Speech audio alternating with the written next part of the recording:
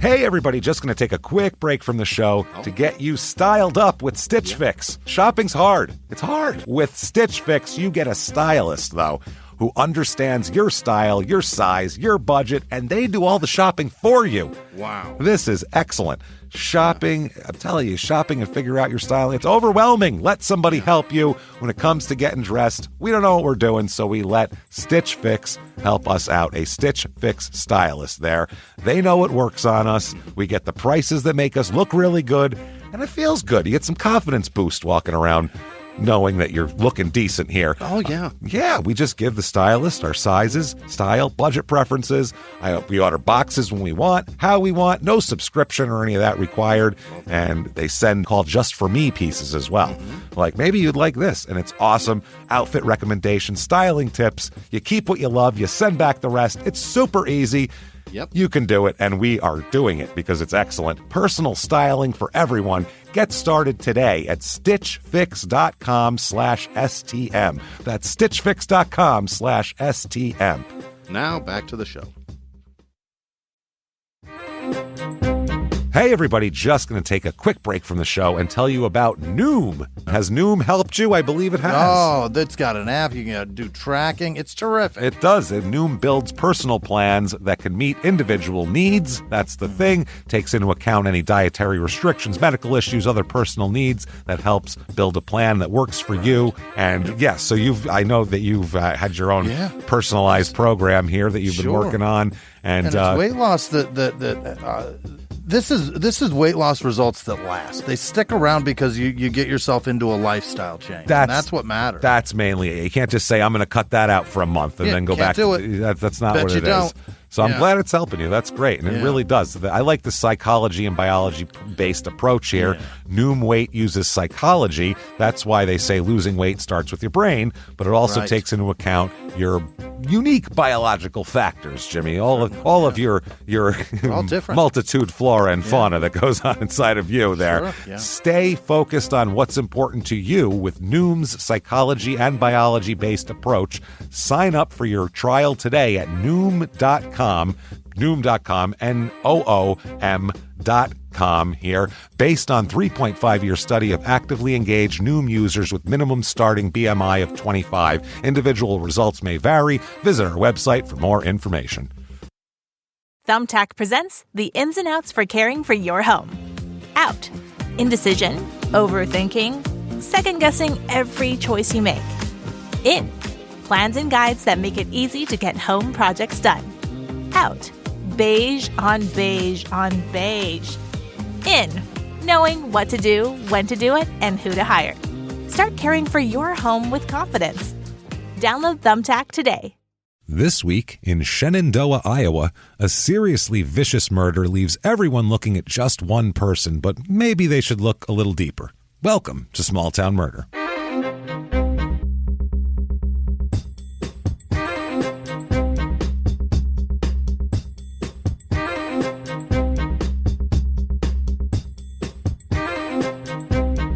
Hello, everybody, and welcome back to Small Town Murder. Yay! Yay, indeed, Jimmy. Yay, indeed. My name is James Pietragallo. I'm here with my co-host. I'm Jimmie Whisman. Thank you, folks, so much for joining us today. I can't tell you how excited we are to be here, as always. It's every week, but we're excited every week. The yay is genuine. We'll put it that way. Indeed. And I second it, as a matter of fact. So thank you, everybody, for being here. We are mighty appreciative of it. Yeah. We have a crazy show for you this week, as usual. First of all, thank you for everything you've done for us, all of you wonderful people. Thank you for your reviews. They help a lot. We don't know why, but wherever you can review, Apple Podcasts or Stitcher or wherever you can, give us 5 stars. It does help a lot. We don't know why, but that's how they set their thing up. It's not our algorithm, it's theirs. So who knows? So do that. Head over to shutupandgivememurder.com right now for everything Small Town Murder and crime and sports and everything in between. Check it out. All sorts of merch up there. Get your tickets to live shows. Yeah. My goodness, we have so many live shows lined up that our fingers are crossed extra hard that we're going to be able to do here. So get your tickets right now for that. There's a few left at the end of 2021, and then we have a full slate for 2022. So please do that. Fingers crossed. And well, at the very end of the show, we're going to talk a little bit about the the touring situation and everything like that. So a little State of the Union there. So stay tuned for that. Definitely. Patreon. Oh my goodness, Patreon this week is so good.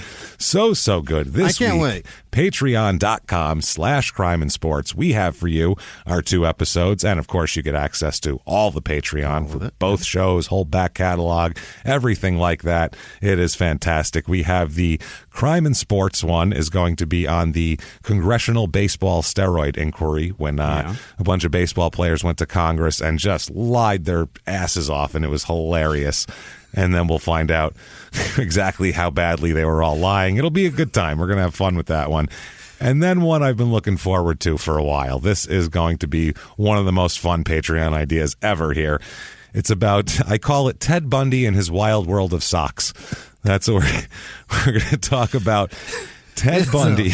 It's a hell of a theory. It's insane. I have a theory, everybody. I have this theory about Ted Bundy and his socks that if somehow Ted Bundy could have had just like an unlimited sock supply, I feel like everything could have been avoided. Just everything. It's all about socks and underwear. It's a weird theory, but trust me on this one. It's culled from his interviews, and I don't think anybody's really ever focused on it, and we're going to be the first. I've never heard it in my life, and I can't wait to talk about it. In 40 years of Ted Bundy talk, I think we're the first to come up with it, so we're going to come up. It's going to be awesome. Patreon. It may be 50 years. When did he get arrested? In the early 80s, yeah, 84, right. 85. So patreon.com/crime and sports is where you get that. And you'll be a producer, so we need to thank you as well. In addition, we thank you with episodes, but we're going to thank you with a shout-out at the end of the show where Jimmie mispronounces your name. That's the way. That's how grateful we are. Isn't that sweet? It's so sweet. And then if you just want to be a producer and have your name mispronounced, you can do that over at PayPal as well using our email address, crimeandsports@gmail.com. Yes. Let's go with the disclaimer. It's a comedy show. It is. It's a comedy show. We're comedians, and we're going to make jokes. Based on the title of the show, there will be death happening and murder. I mean, it'd be a weird show if it was called Small Town Murder and we just talked about somebody, talking about the cars in Dazed and Confused for an hour and a half. I was going to say somebody got ripped off at the mechanic or something. And you're like, what are we listening to? So there's going to be murder. So we're going to make jokes, but we're going to make jokes about the right things. That's the thing. It's not hilarious when someone's being dismembered. That's not funny. You know what I mean? And we go out of our way not to make fun of the victims or the victims' families because why? Because we're assholes. But we're not scumbags. And there you have That's the thing. We're just not. But if that sounds good to you, I think it's time. I think it's time to sit back, clear the lungs, and shout, "Shut up! Shut up and give me murder!" All right, let's do this. Let's go on a trip, Jimmie. Let's get this rig rolling. Let's do it. We're coming from the deserts of California last week, where that was definitely one of our grosser episodes. That was quite disgusting. Bad town too. Oh, just a terrible thing in a terrible place. We're going to head to a more fertile area of the country this week. We're going to head to the Midwest, and we're going to go to Iowa. All right. Kind of the farm epicenter of the country here. We're going to go to the belt buckle of the farm belt, you think? Right in there. Yeah, this is the clasp of it, man. This is like the hole that you put the peg through, the one that fits right. We're going to Shenandoah, Iowa.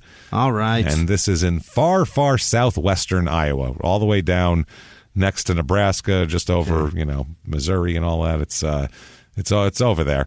So it's about 2 hours and 20 minutes to Des Moines. It's on the other side of the state. It's about an hour over to Omaha, which is a little bit west of here. And maybe even worse than here. And it's about everyone's going, oh no, it's Omaha again. Omaha takes it on the chin every week. Well, at this point too, it's just a joke now. I mean, nobody could be as bad as we purport Omaha to be on a weekly basis. So it's just a joke at this point. I mean, and the people of Omaha are so cool. They're just like, I laugh every time, and I'm like, I love these fucking people. They're great. So it's hard to hate Omaha in general, filled with fun people. So it's about 3.5 hours to Libertyville, Iowa, which was our last Iowa episode 186, way back, August 2020. So it's been a year. So we're going back here. Wow. This town is in both Page and Fremont counties, but our story takes place in Page County. area code 712, about 3 3/4 square miles. So it's a small little town. The motto of this town is, quote, "the city with energy." Oh. With energy. Yeah. Or there's a reason for that energy.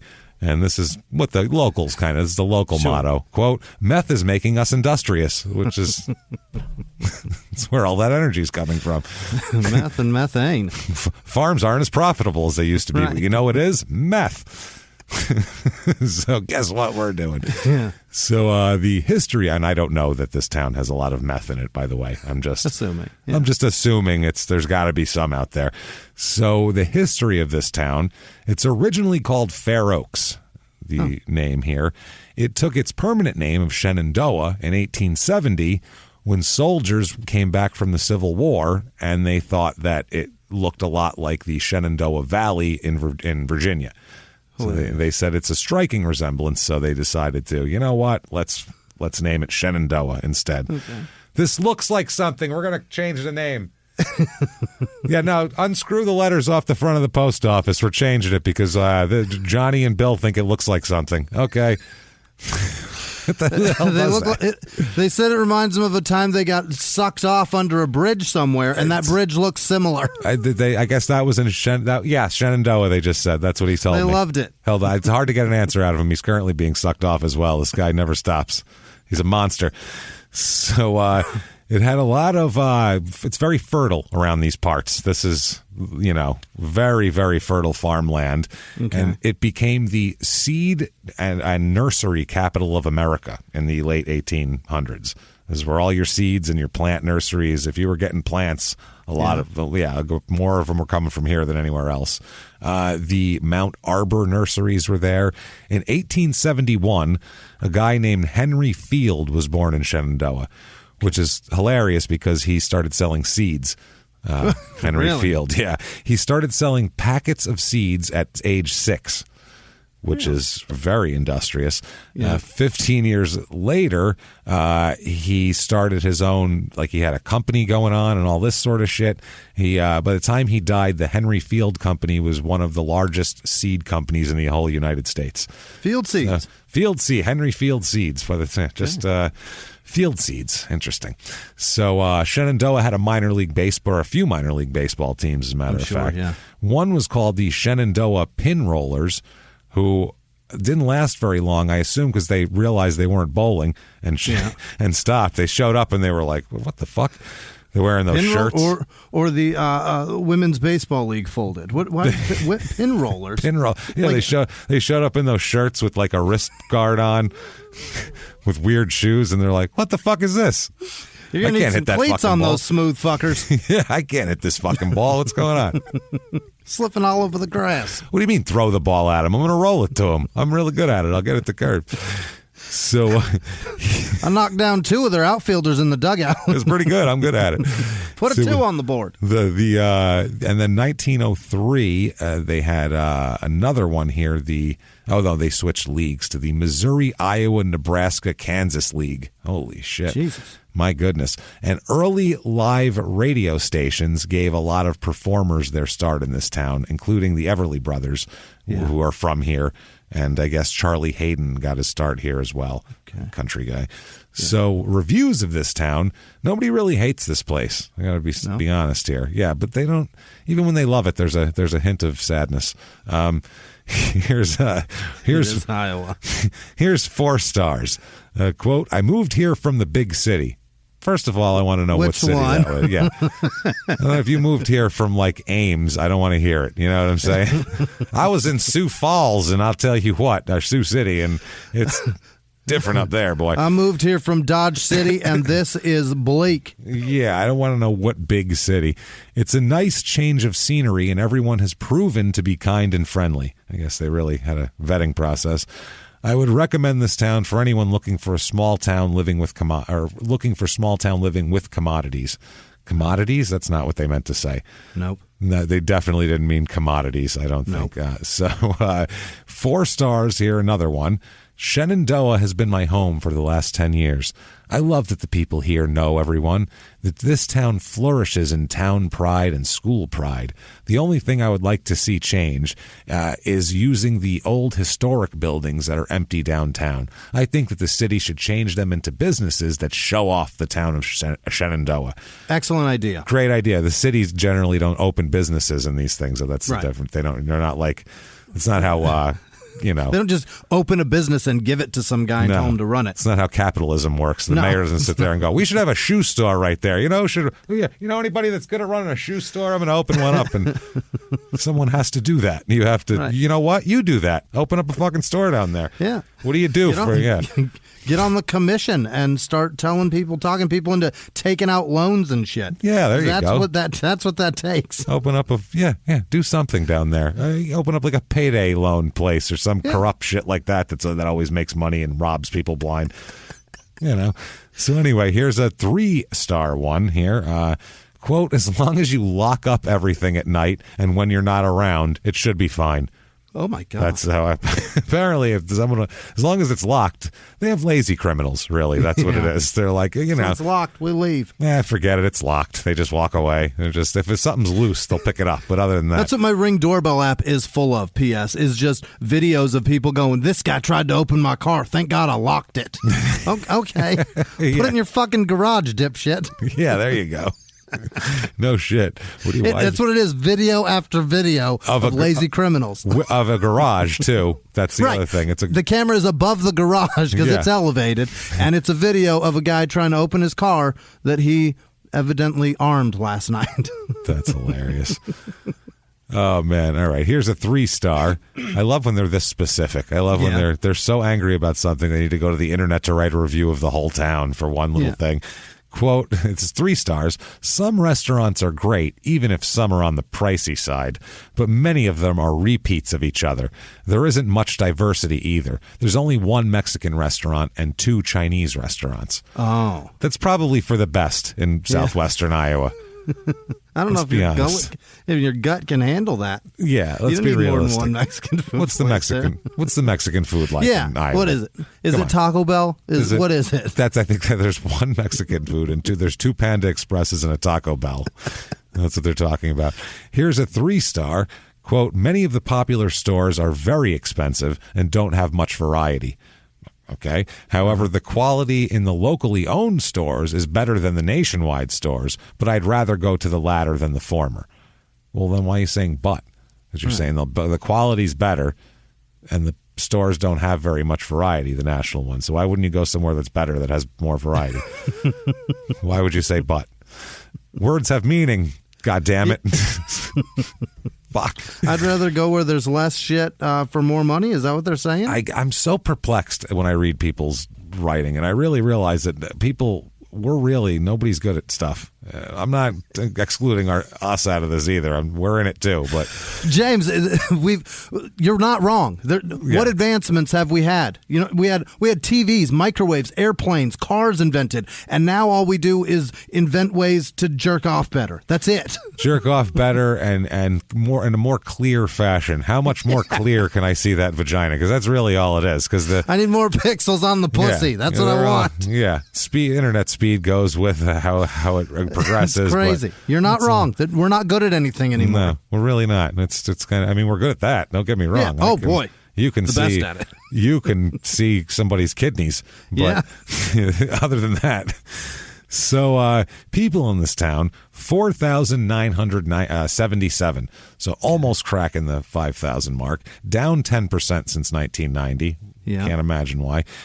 Female and male populations about average, normal, a couple more females. The only high demographics in age, like where there's more than there should be, is there's more 0 to 4-year-old kids, and there's more over 65-year-old people. Like all the way old, so fertile old people. Apparently, the elderly are as fertile as the soil here. Yeah, that's good. Planting seeds, everybody.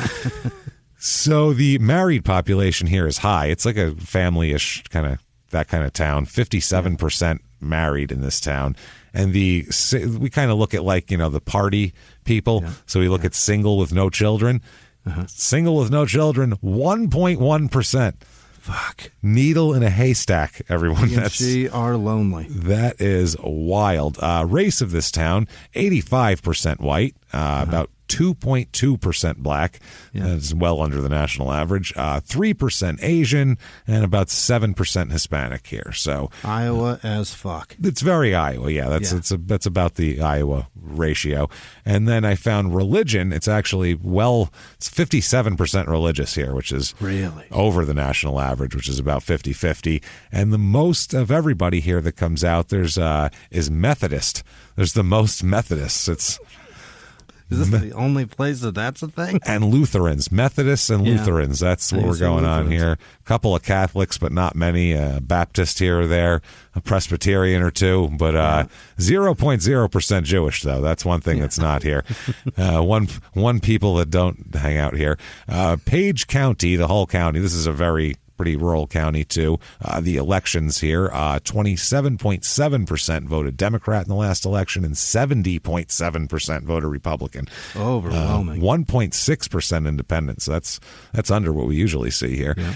Unemployment rate is low in this town right now. It's about 4%, but so is the median household income. So people are working, but they're working for a little less. Household income is 4% too? It's about 4% of the national average. No, household income, $39,479. It may as well be 4%. It's so low. It's almost 58,000 in the rest of the country, so that's not. But the cost of living is kind of goes with it. Everybody that makes under $40,000 a year, all those demographics are high. More of those people than there should be or than there usually is, and not as many people making over $100,000 as other places as well. Manufacturing and retail are the two big jobs. That's like 40% of the jobs are those two. So that's you can either make shit or sell shit. That's it. Who's selling the shit I'm making? Brenda? Okay, Brenda, here you go. Go sell the shit I made. I manufactured it. Now you sell it. I guess, right? I don't know. We do moving and holding. They do making and selling. Making shit, selling shit. Moving shit, holding shit. They can make the shit, then we'll move the shit, then they can sell the shit. And they'll sell the shit, and then people can move that shit wherever the hell they want. Then they can hold the shit. And then hold it for as long as they want. So the cost of living in this town, overall, it's about 73, and 100 is average. The lowest thing out of everything, healthcare, is it's 131 healthcare, way out of whack. Really? But the housing is a 32 out of 100. They're fire sales. They're giving it away. Median home costs $75,800, which is unreal. That's what... In Phoenix, which is like the hottest real estate market, quote unquote, and it's ridiculous. You couldn't get anything for that. People's sheds would be more than that. A shed in the backyard. Yeah, you'd pay that in rent. Holy shit, that's wild. Well, if we've convinced you, you know what? It's time to slow it down a little bit, everybody. Take it easy and take in the Mexican restaurant and the two Chinese restaurants we have for you. The Shenandoah, Iowa Real Estate Report.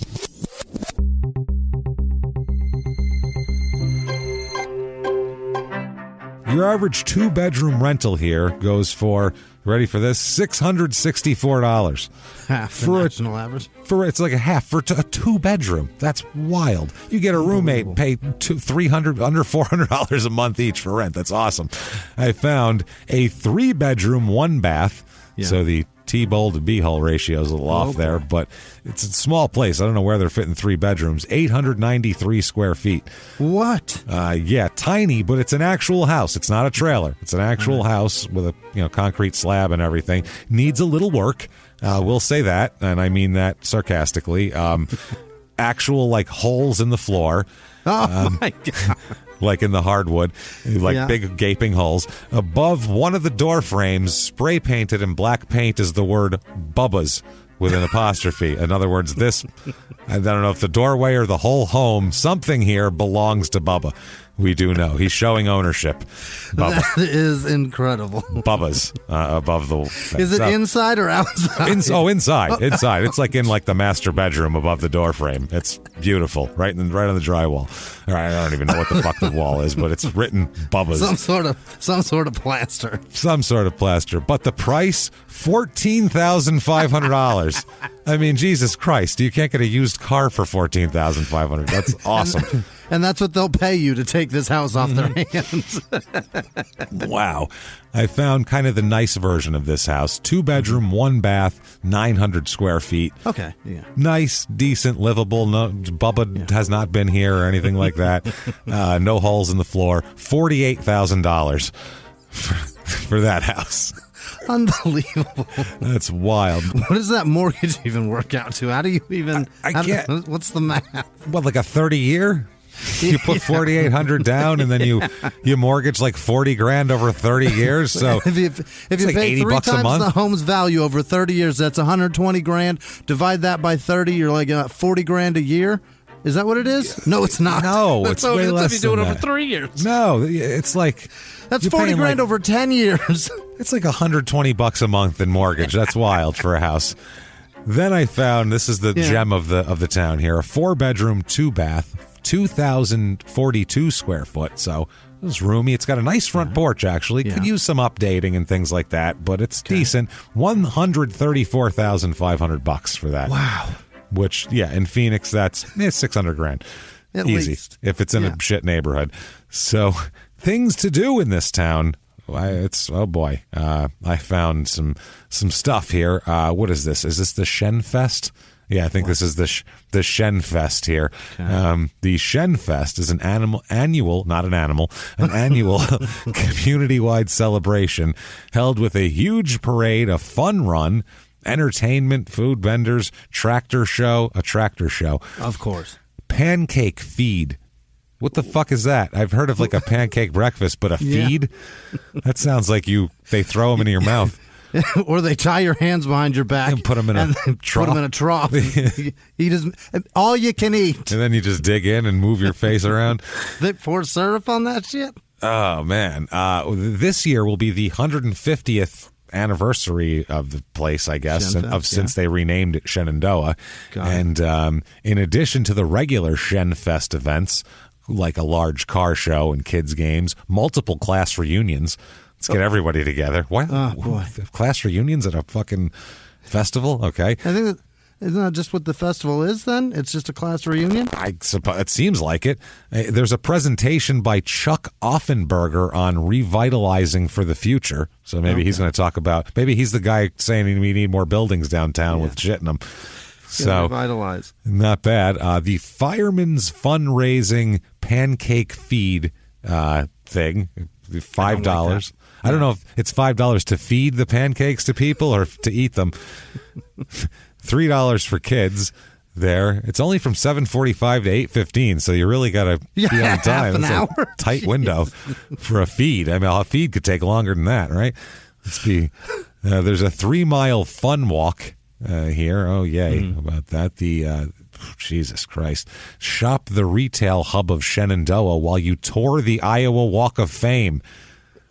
It's got famous? 3 stars on it. It's a very small area in Shenandoah's beautiful downtown streetscape, which apparently is full of empty buildings. The Walk of Fame highlights over 120 famous Iowans from around the state.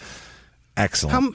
They got 120? Apparently. I mean, from around the state. Yeah, I'm sure there's people from Iowa around the state, but I'm from this town. Not in Shenandoah, you're going to praise a guy from Davenport? What are we doing? Apparently, yeah. I mean, that's Des Moines is going to be strong here. Yeah. Also, there is a part of it is the Everly Brothers childhood home is on there on the tour, and you go there and there's a video shown about the house that you can watch and all this type of shit. And then the Everly Brothers, if you don't know, were kind of an old, I guess they're kind of like country crooners, I guess I would call them. Would you call it that? I guess so. They did Bye Bye Love was their first hit in 57. It's essentially like early rock, I guess, right? Yeah, I guess, but it's country though too, because all their shit is country after that. Wake Up Little Susie. They were doing like Iowa. Yeah, they were doing like that 50s rock and roll with a country twang to it. Basically, is how they were doing. Wake Up Little Susie, all that shit. Like it's pretty Beach country. Boys for a guy on a combine. Exactly. It's the Plow Boys. That's what they were. The Plow Boys. That's it. The Field Boys. Not the Beach Boys, the Field Boys. So It's also, at the end of this, though, the important things, the Miss Shenandoah contest. Why do you do this? And then even worse, the Little Miss Shenandoah pageant. The worst possible thing. Stop judging children's looks in town contests. It's just so creepy. It doesn't feel right at all. I mean, I guess no. They're over 18. Stop. I guess it's not so bad. It is still bad because it's creepy. No. It's fucking weird. They should be judged by only children their own age. That's it. No one else is allowed in. And only in a negative light. Yeah. Otherwise, they're all like Frank's Little Beauties on Always Sunny. That's all I see. Otherwise, I don't bang kids and never want to bang kids. So that weird scene in Little Miss Sunshine. Yeah. Oh my God.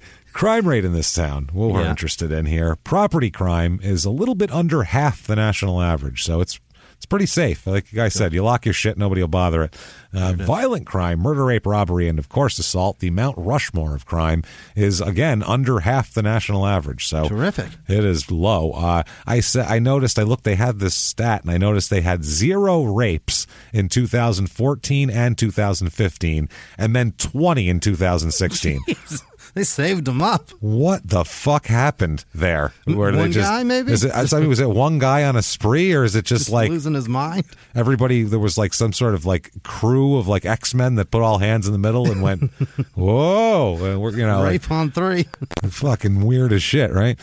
So they broke their safe streak of 0 in 24 months. By 20, just killed it. Terrible. I don't know what happened, but hide. Everyone hide. And now let's talk about a murder in this safe little farmy town. A place of seeds. Let's talk about it. Right. Let's talk about a guy first here. First up, we'll talk about Robert Borton is his name. Okay, now Robert, he's born in 1947. Yeah. And we're going to catch up with Robert where our story is in the late 80s. So we'll kind of listen as Robert goes through. He's born in Marshalltown, Iowa, apparently, and he graduated Semco High School, which sounds like it sells like weird gadgets on TV. Doesn't it? It sounds like Ronco or like Ron Popeil talks about this shit. Yeah, you can buy like a microwave that cooks a chicken also, But wait, there's more. But yeah, there's more than all of that. A thing pops out of the top and cotton candy can be made as well. It's called Remco? Semco.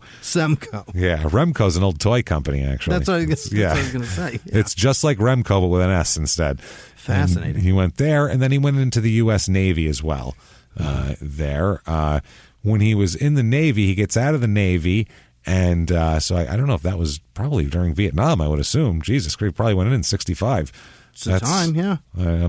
You're probably. But if he's in the Navy, that was fought in jungles, so hopefully he's okay. The Navy was there too. I mean, Christ Almighty, they had all the ships on were they trudging through? The thing about Gulf of Tonkin incident was the whole. That lie, but it was still that was a naval ship sitting there. That was the whole pretext of the escalation. So, yeah, they were definitely there with plus aircraft carriers. That's where they would get the shit there. That's how you get them there. So, anyway, he also he was in the Navy. He meets a young lady.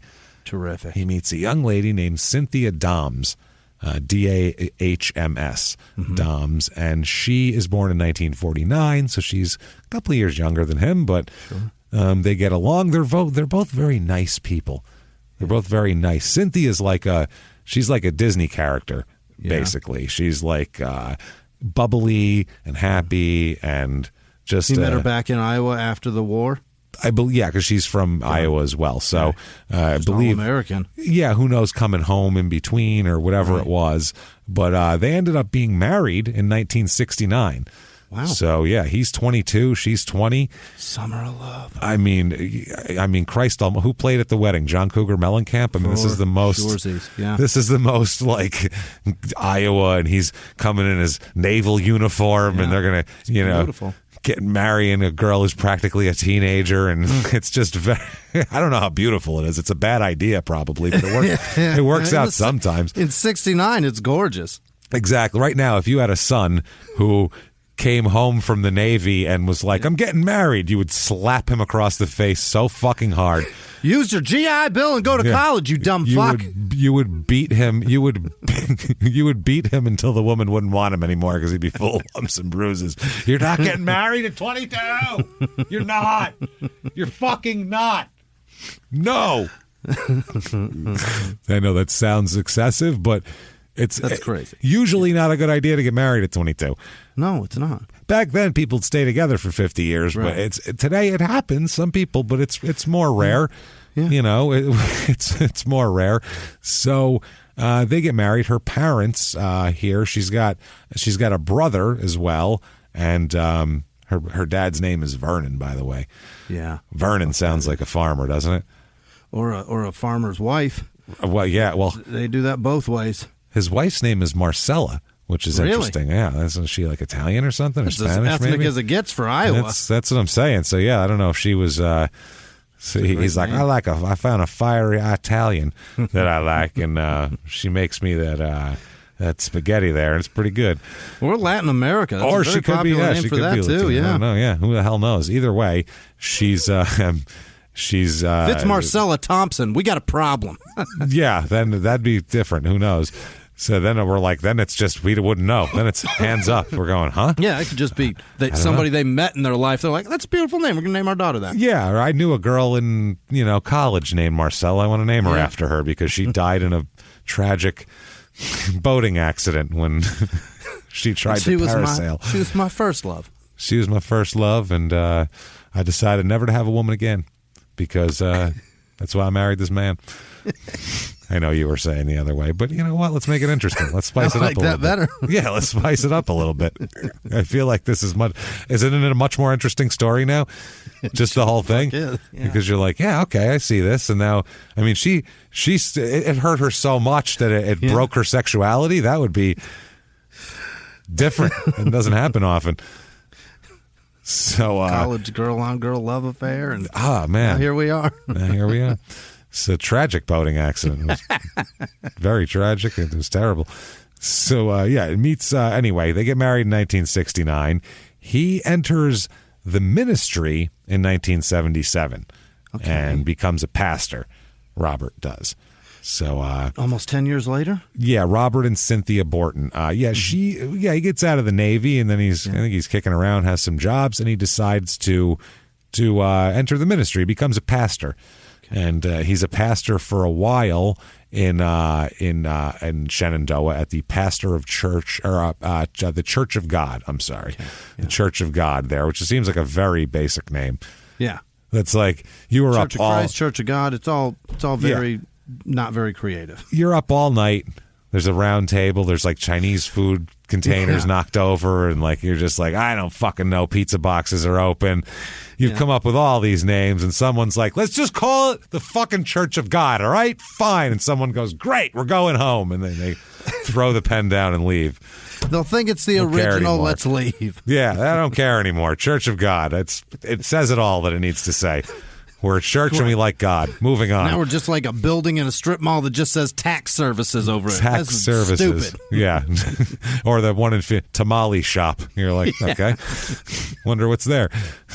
I'm going to say it tamale. does the job, but it's not very creative. No, not at all. In plain text.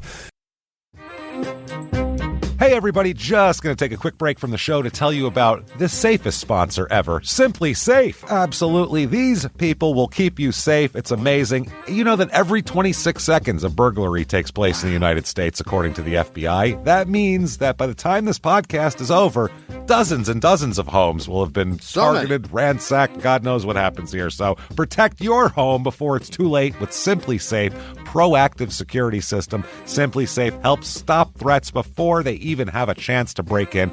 Named Best Home Security System by U.S. News & World Report 5 years in a row.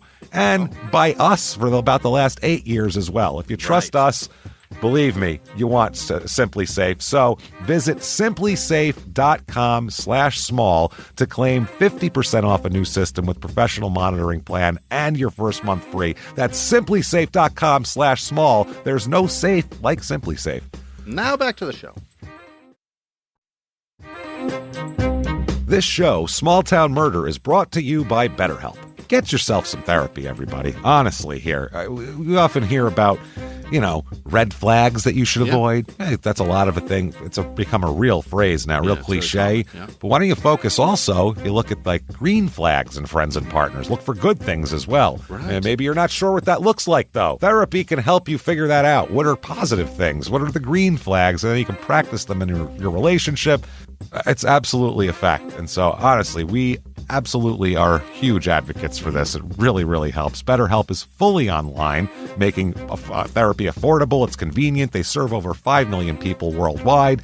You can access a diverse network of more than 30,000 credentialed therapists, wide ranges of specialties there.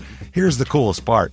You're not getting along with your therapist, you're just not feeling it, you can switch at any time, no extra charge. Wow. The thing is, they want you to get help. That's it. And you can do it with BetterHelp. Discover your relationship green flags with BetterHelp. Visit BetterHelp.com/smalltownmurder today to get 10% off your first month. That's BetterHelp, HELP.com/smalltownmurder. Now back to the show. Hey everybody, just going to take a quick break from the show and tell you all sorts of good stuff about Chime. That's what I'm talking about. There's so many extra fees you have to pay in life. Everything. You go to the airline, there's an extra ticket on that. There's extra fee on every fees and fees, hotels, fees, all this type of stuff. We're trying to make progress, and the next thing you know, here comes another fee coming at you, and it's more money than you expected, and your whole math is thrown off, and it's awful. Learn more at chime.com/smalltownmurder. Chime is great with that stuff. I mean, you can't beat if your things are a little tight, especially around the holidays or after the holidays. You need that money a couple days early, or you go grocery shopping, you got a car payment due, there's so many things that don't cross over exactly how you want them to cross over. Make progress toward a better financial future with Chime. Open your account in 2 minutes at chime.com/smalltownmurder. That's chime.com/smalltownmurder. Feels like progress.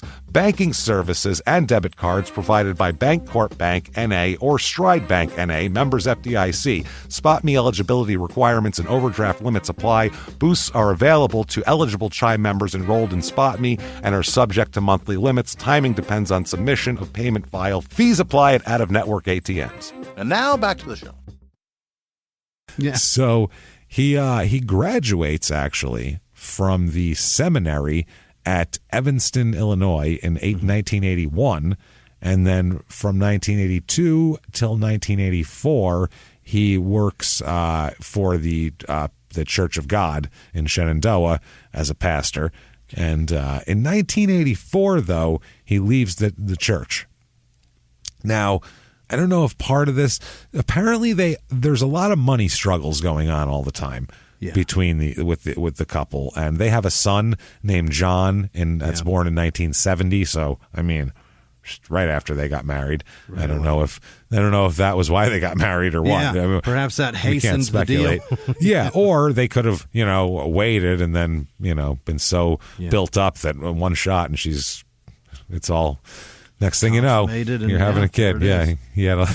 Who knows what happened here? So he ends up leaving the church, and that's the only thing I could think is possibly for monetary reasons, that he needed to make more money for the family. Because at one point here in the 80s, Cynthia is, she's a homemaker too. She's taking care of the son and everything like that. And she volunteers at churches, and she also works 3 different part-time jobs to make ends meet here and there. Just works at 3 different places, not all in the same day. Yeah. She doesn't wake up at 5 and then get home at 1 o'clock in the morning. 4-hour shifts at 3 different places. My God, that I'm just bushed. 3 6-hour shifts got me hurting.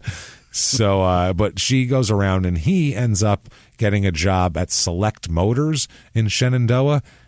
He worked there while he was at the church, but I feel like he went there and kind of took more hours and that sort of thing, because like I said, money was a concern for the couple, like a big concern. So Cynthia's making ends meet, doing odd jobs. He does a couple of little odd jobs too, in addition to the Select Motors deal. So it's it's moving. This is a family that's trying. This is what happens when you get married at 22 and have a kid. You have to struggle financially, because it's rare that you're 25 and just doing financially amazing. That's just not that you aren't expected to be either. That's the other thing. Like if you're 25 and you're broke, Yeah, that's about right. You know, you're on the right path. Don't worry about it. Don't get all angry. Yeah, don't get upset. Remember how upsetting that was, though? Oh, boy. You just felt like, what the fuck? Why am I a loser at like 23? Why don't I have money that 50-year-olds have? I don't get it. It was more than that for me because I'd look at my friends that were the same age and they're doing fine. And I'm just like, well, how the fuck are you doing that? We work at the same place. I was going to say, they were drug dealers was the problem. So it's like, well, yeah, obviously you're doing fine, asshole. Well, I had the same job, yet you have a new car, and I rode the bus here. Well, I got married and had a kid early, so that was for me. Like, while everybody else was like, "Hey, this is great," and doing this shit, I was like, "I have to buy diapers," you know, like this isn't great. Yeah, why are you guys so happy? I bought tickets to Game 7 of the World Series that year when I worked for the Diamondbacks there, and rather than going to the game like I wanted to, and you know, it was 3 rows off the dugout, I sold them. I sold them because I needed the money. So, you know, not that that's like a sob story, but I bought them to sell them, and like I was just trying to hustle. While other kids that were 22, if they got a hold of those, they would just went to the game and got drunk and had a good time. You know, like that would have been that. So laughing about how much you just pissed away. Oh yeah, well they were like $300 face value, but then I sold them for like $1,800 a piece or some shit. So you had to do it. It was like, well, that's 3 months rent in profit on these tickets. I kind of have to. Can't really go to the game. That'd be dumb of me. That buys me a shitload of name brand diapers. I'm going to get name brand this time. Oh, I'm doing no more it. diaper rash. It's going. We're going to get Desitin too. It's going to be excellent. No more red thighs, Madison. There we go, kiddo. Enjoy that until the money runs out. Let's hope they get to the World Series again next year. Fingers crossed. So we can all kind of relate to this, or not all of us, but a lot of us can relate to this kind of this hustling struggle of just being a young family and trying to work through tough, shit. Man. It's so fucking hard. It's hard. It's real hard. So 1988 comes around, and young John is 18 years old, and Robert's working at Select Motors, and Cynthia's got her part-time things, and she's a homemaker. She works at a donut shop part-time, apparently, in the afternoons. And September 6th, 1988, to be exact, Robert strolls into his home at about 3:30 p.m. Mm-hmm. He strolls on in because he got a call from Cynthia's boss that she didn't show up for work that day. Okay. So he's like, what the hell's going on here? So he goes over there. Now, Sue Rogers is the name of the manager of the donut shop, and she called Robert at work to find out where the fuck Cynthia is. Hey, where's your wife? She said she was always on time or a little bit early. So she was about an hour and a half late, so she's already calling. Oh, that's super late. That's very late, but I mean, maybe she's no call, no show. You're calling her whole family already going, hey, where is she?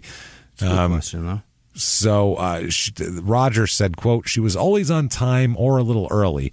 I thought maybe there was some confusion about the holiday weekend because it's Labor Day weekend, and she might have thought that she was due for work at 3 p.m., but she didn't show up then either. So that's when she started calling.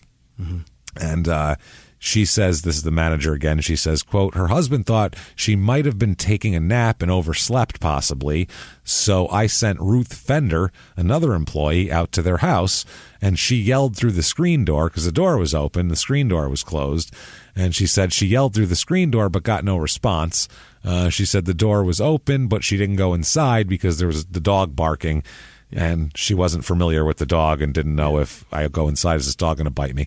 Which there's that, and also that's rude. And it's also, that's the other thing. What if she comes out, in her bra, with like a Walkman and headphones on, fucking dancing or something? Like what are you gonna do? Yeah, what are you gonna do? You're gonna go, oh, I forgot she had work today. Oh my God, your tits are out. Sue's wondering why you're late for your shift. Like, hey, leave me alone. I'm in my fucking underwear here. I'm flaunting my rack. Get the fuck out of my living room. This is what we don't know what women do when they're alone, by the way. This is what we imagine. I assume. And we I assume it's assume awesome. They're frolicking around. Yeah. Yeah. I assume it's everything that we all want it to be. Yeah. What we think we would do if we were in that situation and we had boobs, basically. We'd be going around going, these are wonderful, like dancing, like standing in the mirror, gripping them every once in a while. Yeah, just like. I mean, we're dudes. We don't have boobs. No. And we still helicopter our dicks in the mirror and do dumb shit. I'd be doing ballet if I had boobs. Just so I could, I'd be pirouetting, and this is wonderful. Doing a handstand, seeing if I can hit myself in the face with them. They're amazing. Then again, if we had them, we probably wouldn't be that excited to play with them in that same novelty way. might wear off. Yeah, but I that's doubt the it problem. because it's been 40 years. I've seen a lot of them. I want to see more. That's the thing. If you put boobs on me right this minute, I'm into it, and I'm going to be into it forever. But if you put them on me at like an early age, then maybe I'd be tired of them by now. Or if I was born with them, then it wouldn't be as good. Not quite as great, but that's what I assume that's going on in the house. So Ruth Fender, though, she's not going in because the dog was barking. And so anyway, they send the husband ends up coming home, Robert. Sure. He walks in and he sees a different thing once he opens the door. Yeah. Once he opens the door, he finds Cynthia. That's the good news, I suppose. We know where she is. Problem is, and more than a problem, is the first thing Robert sees is A, a shitload of blood everywhere, and B, Cynthia lying on her back with, like when you barbecue and you put meat on, the 2-pronged big fork that you use to put meat on. The steak fork? The big giant, the big long one so you don't burn your hand. Right. One of those is sticking straight up from her throat. Oh, my God. And she doesn't appear to be in any sort of live shape at this point. So she appears to be expired and has the fork sticking out. So barbecue fork. That is crazy. What a terrible choice of a murder weapon. That is fucking man. That's brutal. Right in the throat too. It was sticking straight out like some sort of horror movie prop, basically. Left in. Yeah.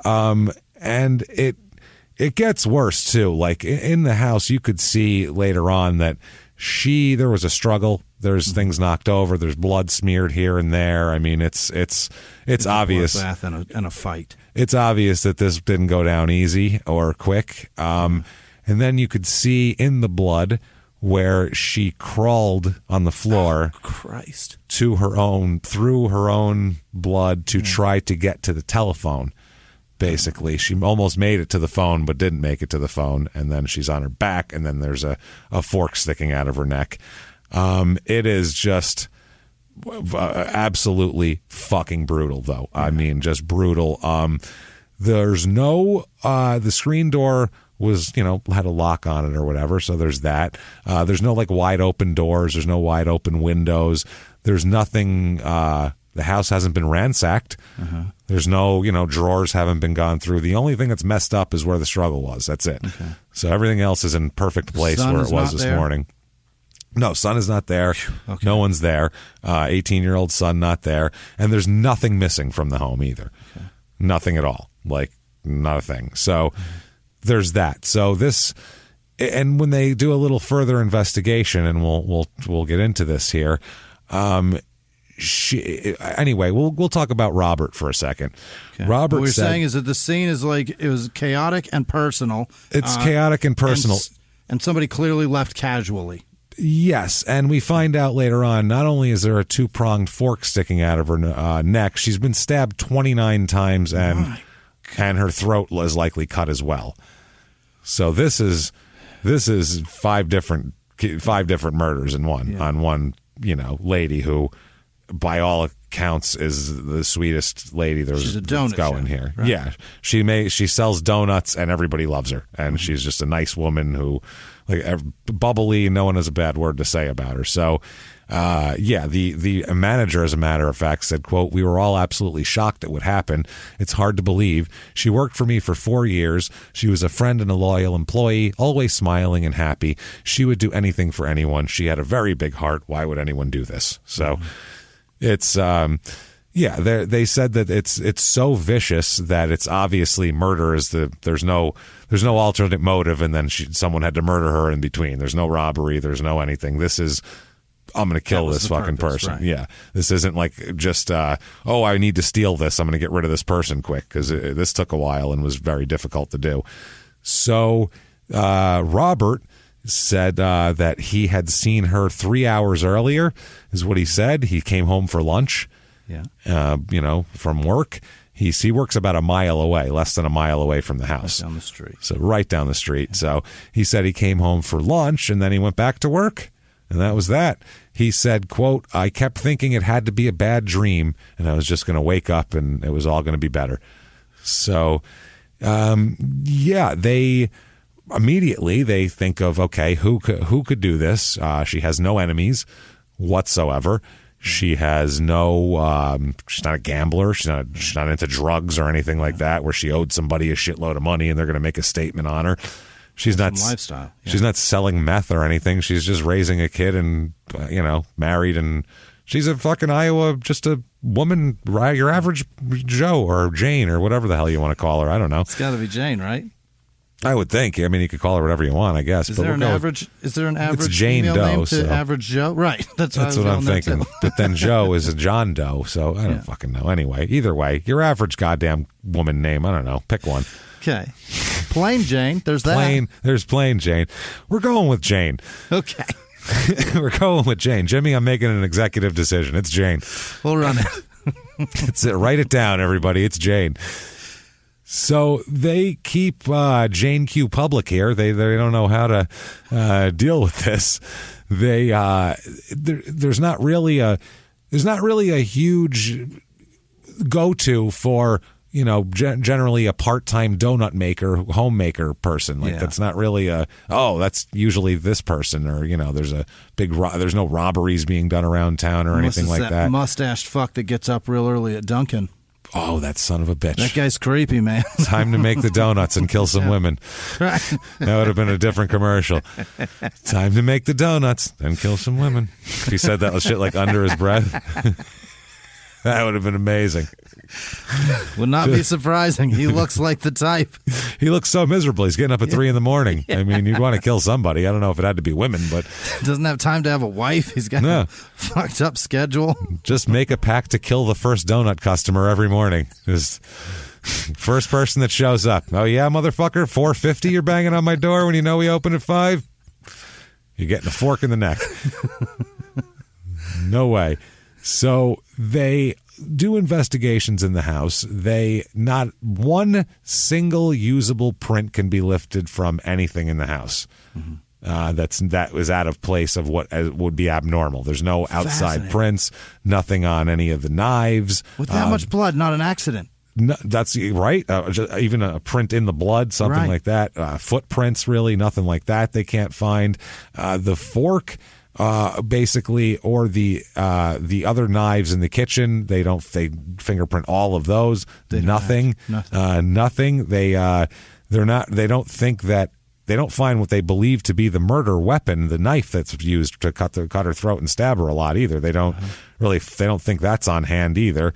The only thing they find is this fork, and there's not a usable print on it or anything like that. So it is not a lot of evidence. There's no, like I said, footprints, no fingerprints that wouldn't belong there anyway, that aren't just the family or, that sort of thing. So no anything taken. It's very strange, basically. It's very fucking strange. So the police chief, when arrives, because it's a small town, and when someone's been viciously murdered, the chief shows up. You got the chief. You're getting the chief today. He's going to get to the bottom of this. So great.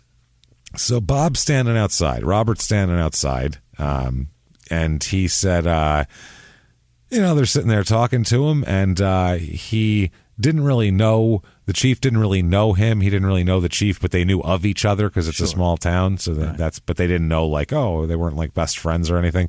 So he says to him, I know this is tough on you, but I have to ask, do you have any idea who could have done this to your wife? And he said, no, not at all. I have no idea whatsoever. they start talking a little bit more, but it's at that point that that John pulls up. The kid comes home.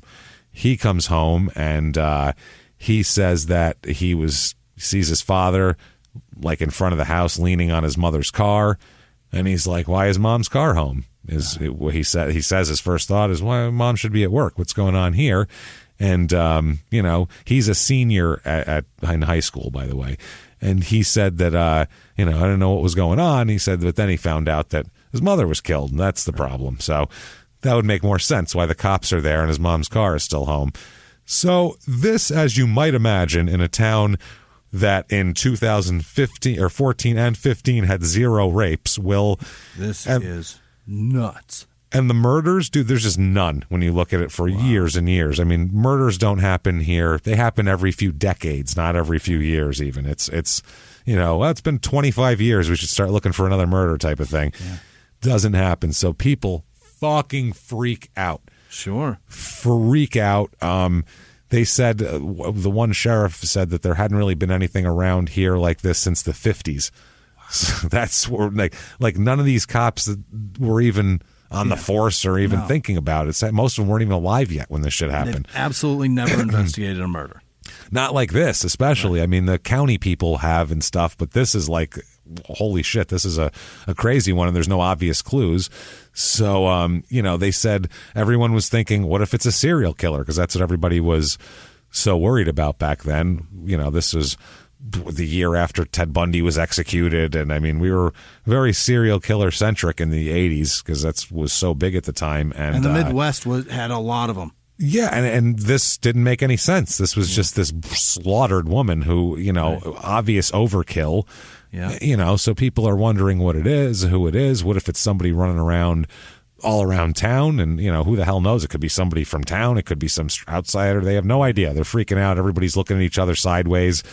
It's literally like no one trusts anybody anymore in town. You're looking at Bob the vegetable guy, you're like, I don't know about this guy. So this people started, I was in the papers that people are locking their doors for the first time in history now. That's great. And all this type of shit. It's not a good reason to do it, but good. It's so easy to unlock a door. This is what I don't get. Why people don't. I'm not locking my door. Yo, is this motion with your finger like that thing that an infant could do? Is that what's keeping you from keeping murderers out of your home? Just that right there, little twist. Also, a lot of houses, mine included, have a tiny little window right next to the fucking door that if you smash it, very easy to manipulate that fucking lock. Yeah, that's it. But it gives you a little extra warning. I suppose, they can't quietly walk in. You hear the smash. Uh-oh, intruder. Something. So the mayor, Robert Creighton, he said, we're a funny town with a lot of single elderly women living by themselves. So they all really freaked out. This was like, boy, bingo night was a whole other thing now. That's all they were talking about at bingo night. So obviously there's an investigation here. And immediately, basically, based on all the evidence, no evidence of sexual assault either, by the way, of any kind. Good. So a brutal murder, no obvious overkill, multiple weapons used, looks like anger involved. Mm-hmm. There's violent stabs and things like that are deep and not they're not just utilitarian. They look like someone's having a party, and obviously coupling rape with it is fucking horrific. Yeah, but is it worse that all they wanted was to fucking murder? You know what? I don't know if that's sicker or what. Yeah, because most of the time, like, we're going to talk a lot about Ted Bundy on the bonus and his sock thing, but like Ted Bundy, the murder was just to get rid of people. Right. Like, it's just to shut up the rape victim. He liked to capture and have and fucking fuck with people, and like he liked having a butterfly in a jar. You know what I'm saying? And a tap on the side and fuck with it and rattle its cage and scare it and then hurt it, and that's what he liked to do. And then he was like, well, I got to throw this out, otherwise she's going to tell on me. So exactly, that's what it is with him. And I think that. And then he was like, maybe if I cut her head off and fuck it, that's good too. Who knows? That was also part of it. I don't know where he got that idea, but I guess if you're already doing that other sick shit, you might. I don't know. You're that already mindset. There. You're already there. You're already there. But this is like, as a person that that obviously is in the pool. If you're in the pool of victims in the town, possible victims, if somebody just breaks in just to fucking butcher you, is that worse than them wanting to rape you? I can't tell. I can't tell either. What's scarier, honestly? I don't know. But, as far as police officers go, when a detective's investigating things like this, it's an Occam's razor situation, too. Yeah. They're not thinking maybe it was a fucking aliens that came down, or maybe it's somebody from 5 towns over. They're going to look at who could have had this much rage and had no motivation to steal or to rape or to do any of this shit. Really, it's really pretty narrow at that point. You know what I mean? You're like, it's the husband or it's the son, really, is what they're thinking. I mean, who else could it fucking be? And as somebody that's been raped, I'm kind of thankful he didn't murder me, James. I'm thankful as well. Yes, that's true. There is still a side that's like worse. I mean, this is. I just can't tell which is which. I don't know how controversial, but obviously it's worse to rape and kill someone than obviously the more things you do, the worse it is. I think obvious. I mean, that's just not mathematics at that point. I'm looking at the victim side. Which one would you rather be? Because I don't know that I want somebody just to come in just to butcher me. At least rape me, for Christ's sake. At least have a reason. Rob me first, something. Rob or rape me. What you gonna do? Jesus Christ! Once again, Jimmie is allowed to. I can say that shit because he's had quite a run of it. Everybody, I think I've earned it. Yeah, I would say so. I'd say still in therapy for it means you've earned it. This is how I believe this is how your therapist told you to deal with it, isn't it? True. Like, so you know Talk it out, Whisman. You're helping Jimmie get through it right now.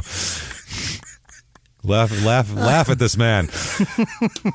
Laugh at his pain. It's what he wants. This is how comedians. This is how fucked up we are as comedians. That we turn this into. If I tell everyone, maybe I'll get laughs out of it. Well, who the hell is wrong with us in general? Taking the sting out of it by putting it on you. It's the most painful things that have happened to me. Let me try to twist that into a humor for people who just came out to have some drinks and loosen up for the night. Let me see if I can dump that onto them. Because that's the art form, and that's the trick of it, is then making them laugh at that horrible shit is like, I just performed. If I just walked up on the street and told you that shit, you would be horrified. Horrified. But I packaged it so well. But make you get a babysitter and pretend to come out for a date. That's right. All of a sudden it's okay. And I package it just right with this microphone, and somehow it's funny. I don't know what it is. Somehow my pain means a lot to you. So they want to, first thing they want to do is they go to Bob's job because they're like, all right, let's check out and see if Bob, when exactly he got back to work.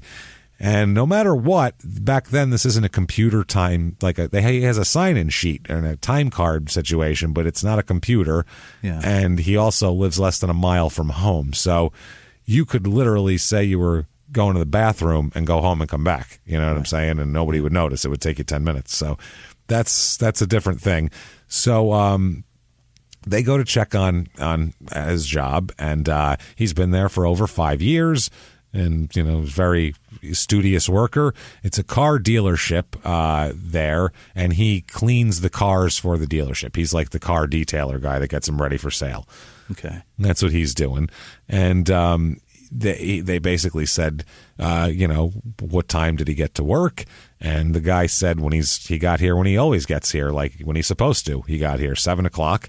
Said he went to lunch around noon, got back around 1, and he went right back to work. That was that. Mm-hmm. And they said, well, what did he do when he got back to work? What work did he do? And he said, well, he turned in all his dirty uniforms for cleaning and then went back to work. Uh-huh. Yeah, he had a pile of dirty uniforms to turn in for cleaning that day that he brought in at 1 o'clock when he came back from lunch. What was dirty clothes?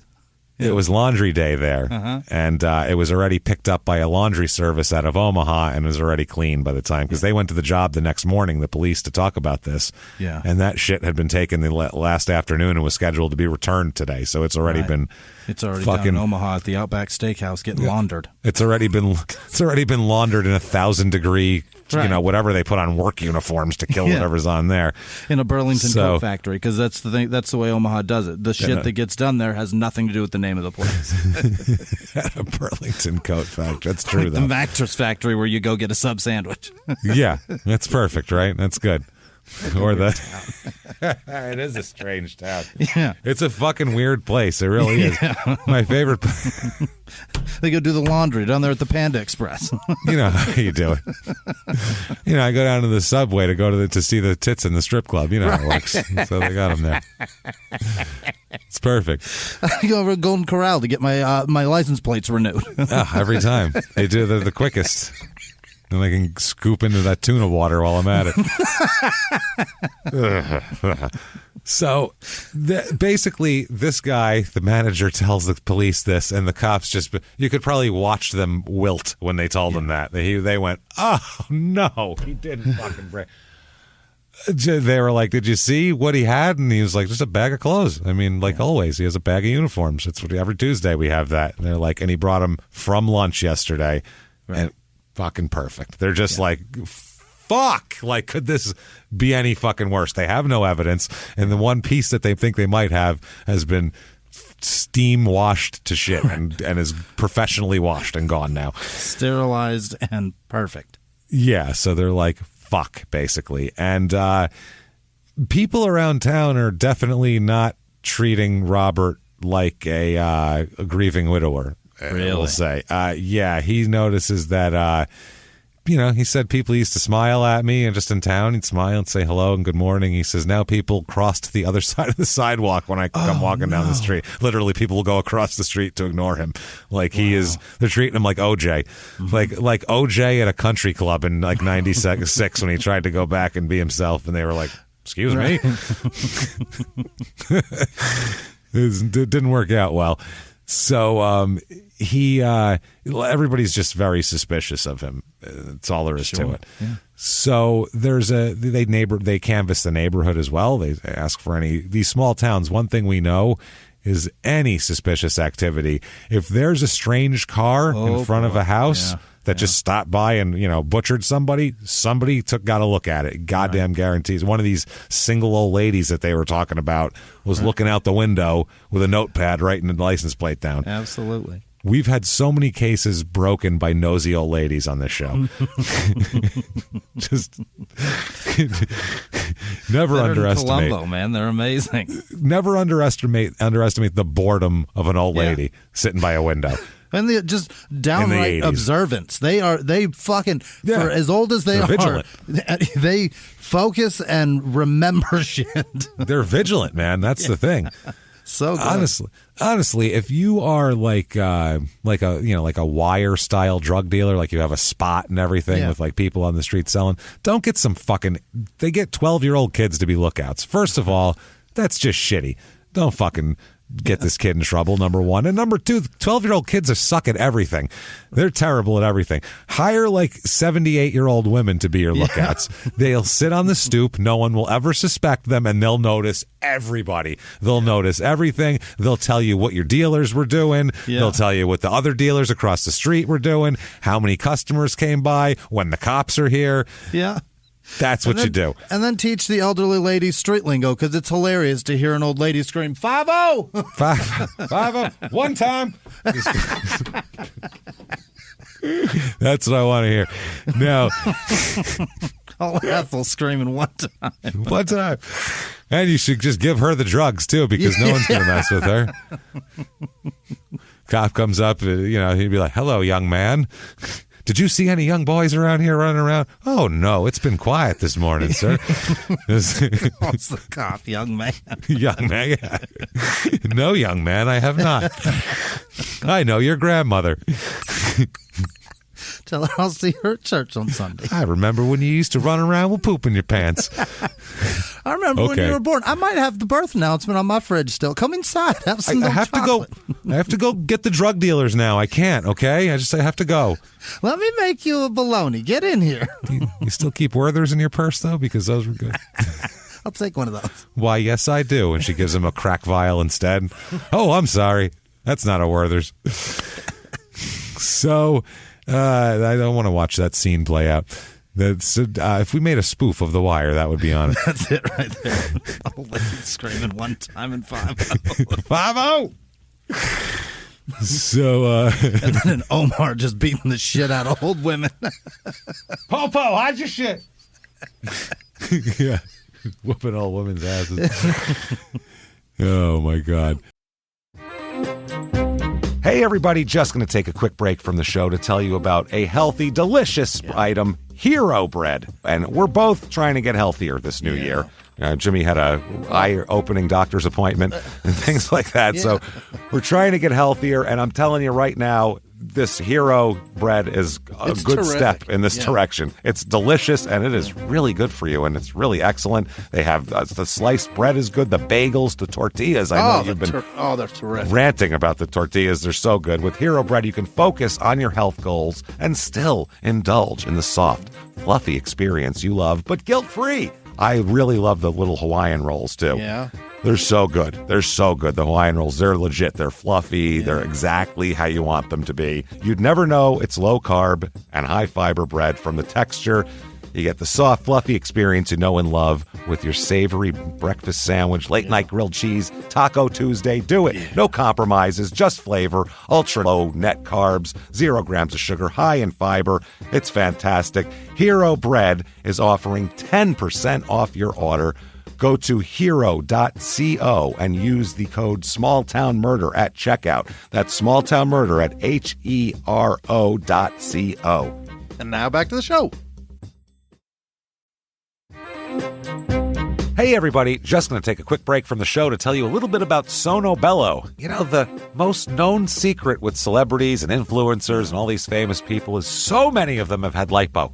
They've had lipo, whether it's a little touch-up here or a total makeover. Yeah. Nobody has a perfect body. That's the thing. No. They may look like it on TV, but there's things that help that. Absolutely.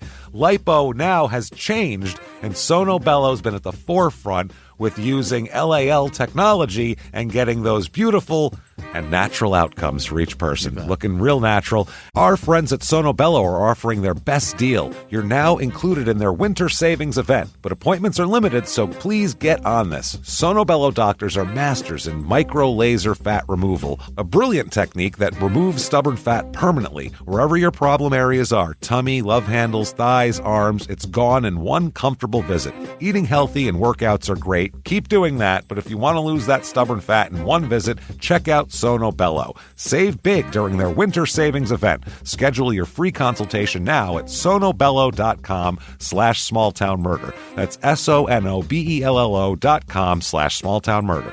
Now back to the show. So they go around you.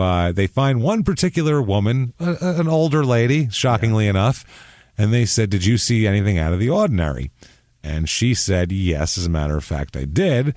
I saw a kid running through the neighborhood." Okay, which doesn't really sound that promising. They said, "Do you remember how old he was?" And she said, "Maybe a teenager." Okay. So again, not too accurate. She said, though, that she definitely noticed that it was a kid because she was saying, why isn't this kid in school this time of day? Okay. That was her thought. They said, "Do you remember what he was wearing?" And she said, "No, I really didn't get a good look at him. Just he was a kind of thin and had like light brown hair. That's all. That's all I know about him." And they said, "Okay, thank you." And that's the only information of the whole neighborhood that they got was they saw a kid. And that description fits the son John pretty close. Really? That's a pretty close description of the son John. He's a little guy. He's just a thin guy with light brown hair. And they were like, well, that fits him. So far we got work clothes guy over here. We got laundry day happening, and then we got this kid seen running through the neighborhood with no other evidence. So they're like, seems like we're going to focus on these two and not the fucking rest of the... Let's leave the rest of Iowa out of this for now. Yeah. We'll stay in the first that. ripple away from the body first. Exactly. Yeah. Let's stay in there and disqualify that first. So they're starting to wonder about everything now. Now the funeral comes around. Yeah. It's the funeral for Cynthia, and it's obviously very sad. Like tons of people come that had just met her and that she sold donuts to and everything else because she was such a nice person and everybody liked her. When Robert wants to go to the funeral, the agents, the Iowa law enforcement agency here will not let him into the house to get clothes for himself, his son, or his wife to be buried in.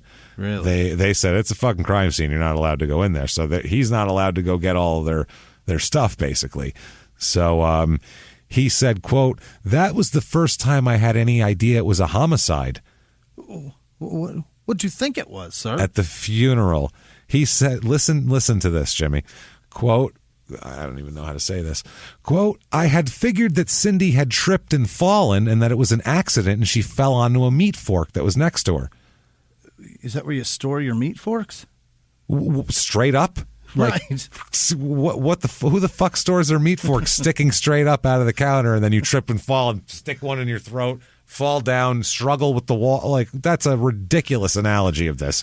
Did she use a knife to try to get it out and stab herself 29 times? What are you talking about? She cut her throat and then was like, fuck it, I'm just going to, maybe I can get pressure. If I stab here, pressure will make it shoot out. And we're not making fun of her at all. We feel terrible for her. This is the dumbest thing I've ever heard in my life. I'm going to repeat that one more time, okay? Because this is his actual, with quotes on it, actual quote. "I had figured that Cindy had tripped and fallen and that it was an accident and that she had fallen on a meat fork next to her." Well, first of all, thank fuck you're not a police officer, sir. Yeah, that would be, well, open and shut case. She fell on a meat fork. Tragic. On to the next one. What the fuck? Fucking dummy. Closes his book up. On to the next one. His notebook slaps it closed. Poof, another meat fork disaster. Yeah, that's worse than the guy last week that shot himself 14 times in the back. That's the guy. That was tragic. Very tragic. It was, I don't know how he did it. It was an accident. Fucking unbelievable.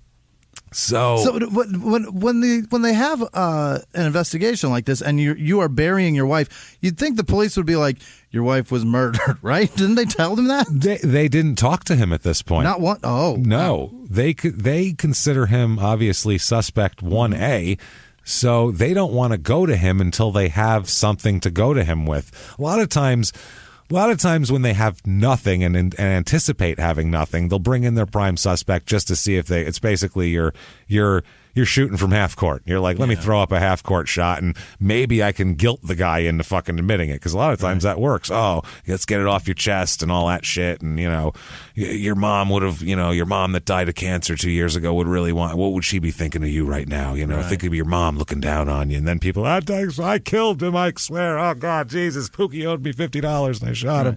It's like it works too. That's the fucked up part. But like a lot of times if they don't have anything and they have somebody who they don't think they could really break, they want to have evidence to present to them and go, look, motherfucker, I have A, B, and C. Right. Admit it. And then maybe you'll get a deal. But otherwise, if you go in with nothing and you go, we think you did it, and they go, no, I didn't. It's pretty much it. That's an impasse. And then you also tell them right out of the gate that you're under suspicion. Like, that doesn't. Yeah, and then you can hide evidence. Right, dispose. That's the other thing. Right.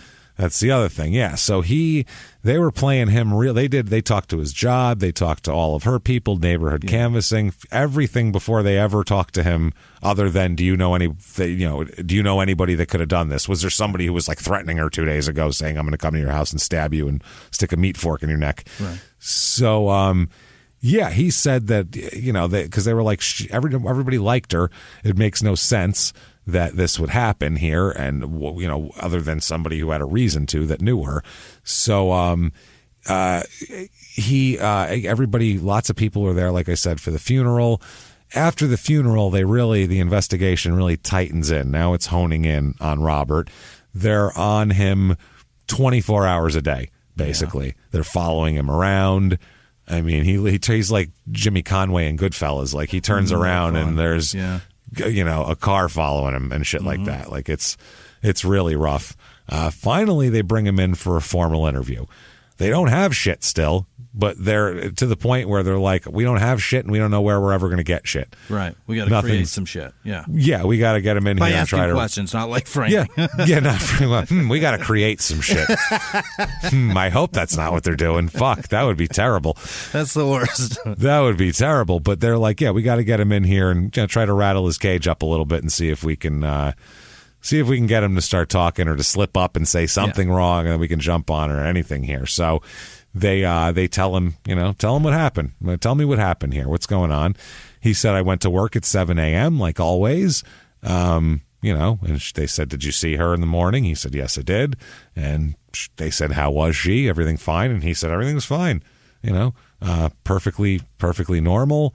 Everything like that. He said he left work at noon, came back around 1. They said, is there anyone at your work that can confirm when you left and when you returned? Now, they know there was because his manager did, but they're just, see. His answer to that is, why are you asking me that? Uh-oh. That's his answer to that, which is a weird answer to that. I got an answer for why. Your wife's dead, dummy. That's why. Hey, stupid. Did you your wife didn't fall on a meat fork. How's that? Maybe that's why. So why are you asking me that? He says, it's procedure. We have to ask everybody everything and all that sort of shit. So he said, I have a timesheet. So yes, you can see right there when I came in. And they said, you came back for your second shift. And he said that, Sue Rogers called, said Cindy hadn't showed up for her shift. He said, I called home and nobody answered. So I was concerned. I went home and I walked in the door and I found her like that. Okay. And they said, well, what'd you do next? And he said, I called an ambulance right away and I went outside and waited for it. Okay. That was it. That's exactly. He walked in, went, oh my God, picked up the phone, 911, hung it up, walked right outside. Okay. Is that weird behavior to you? Yeah, I mean, you rush to the side of the person that you love and at least try to give them CPR or some shit or something. See how bad it is.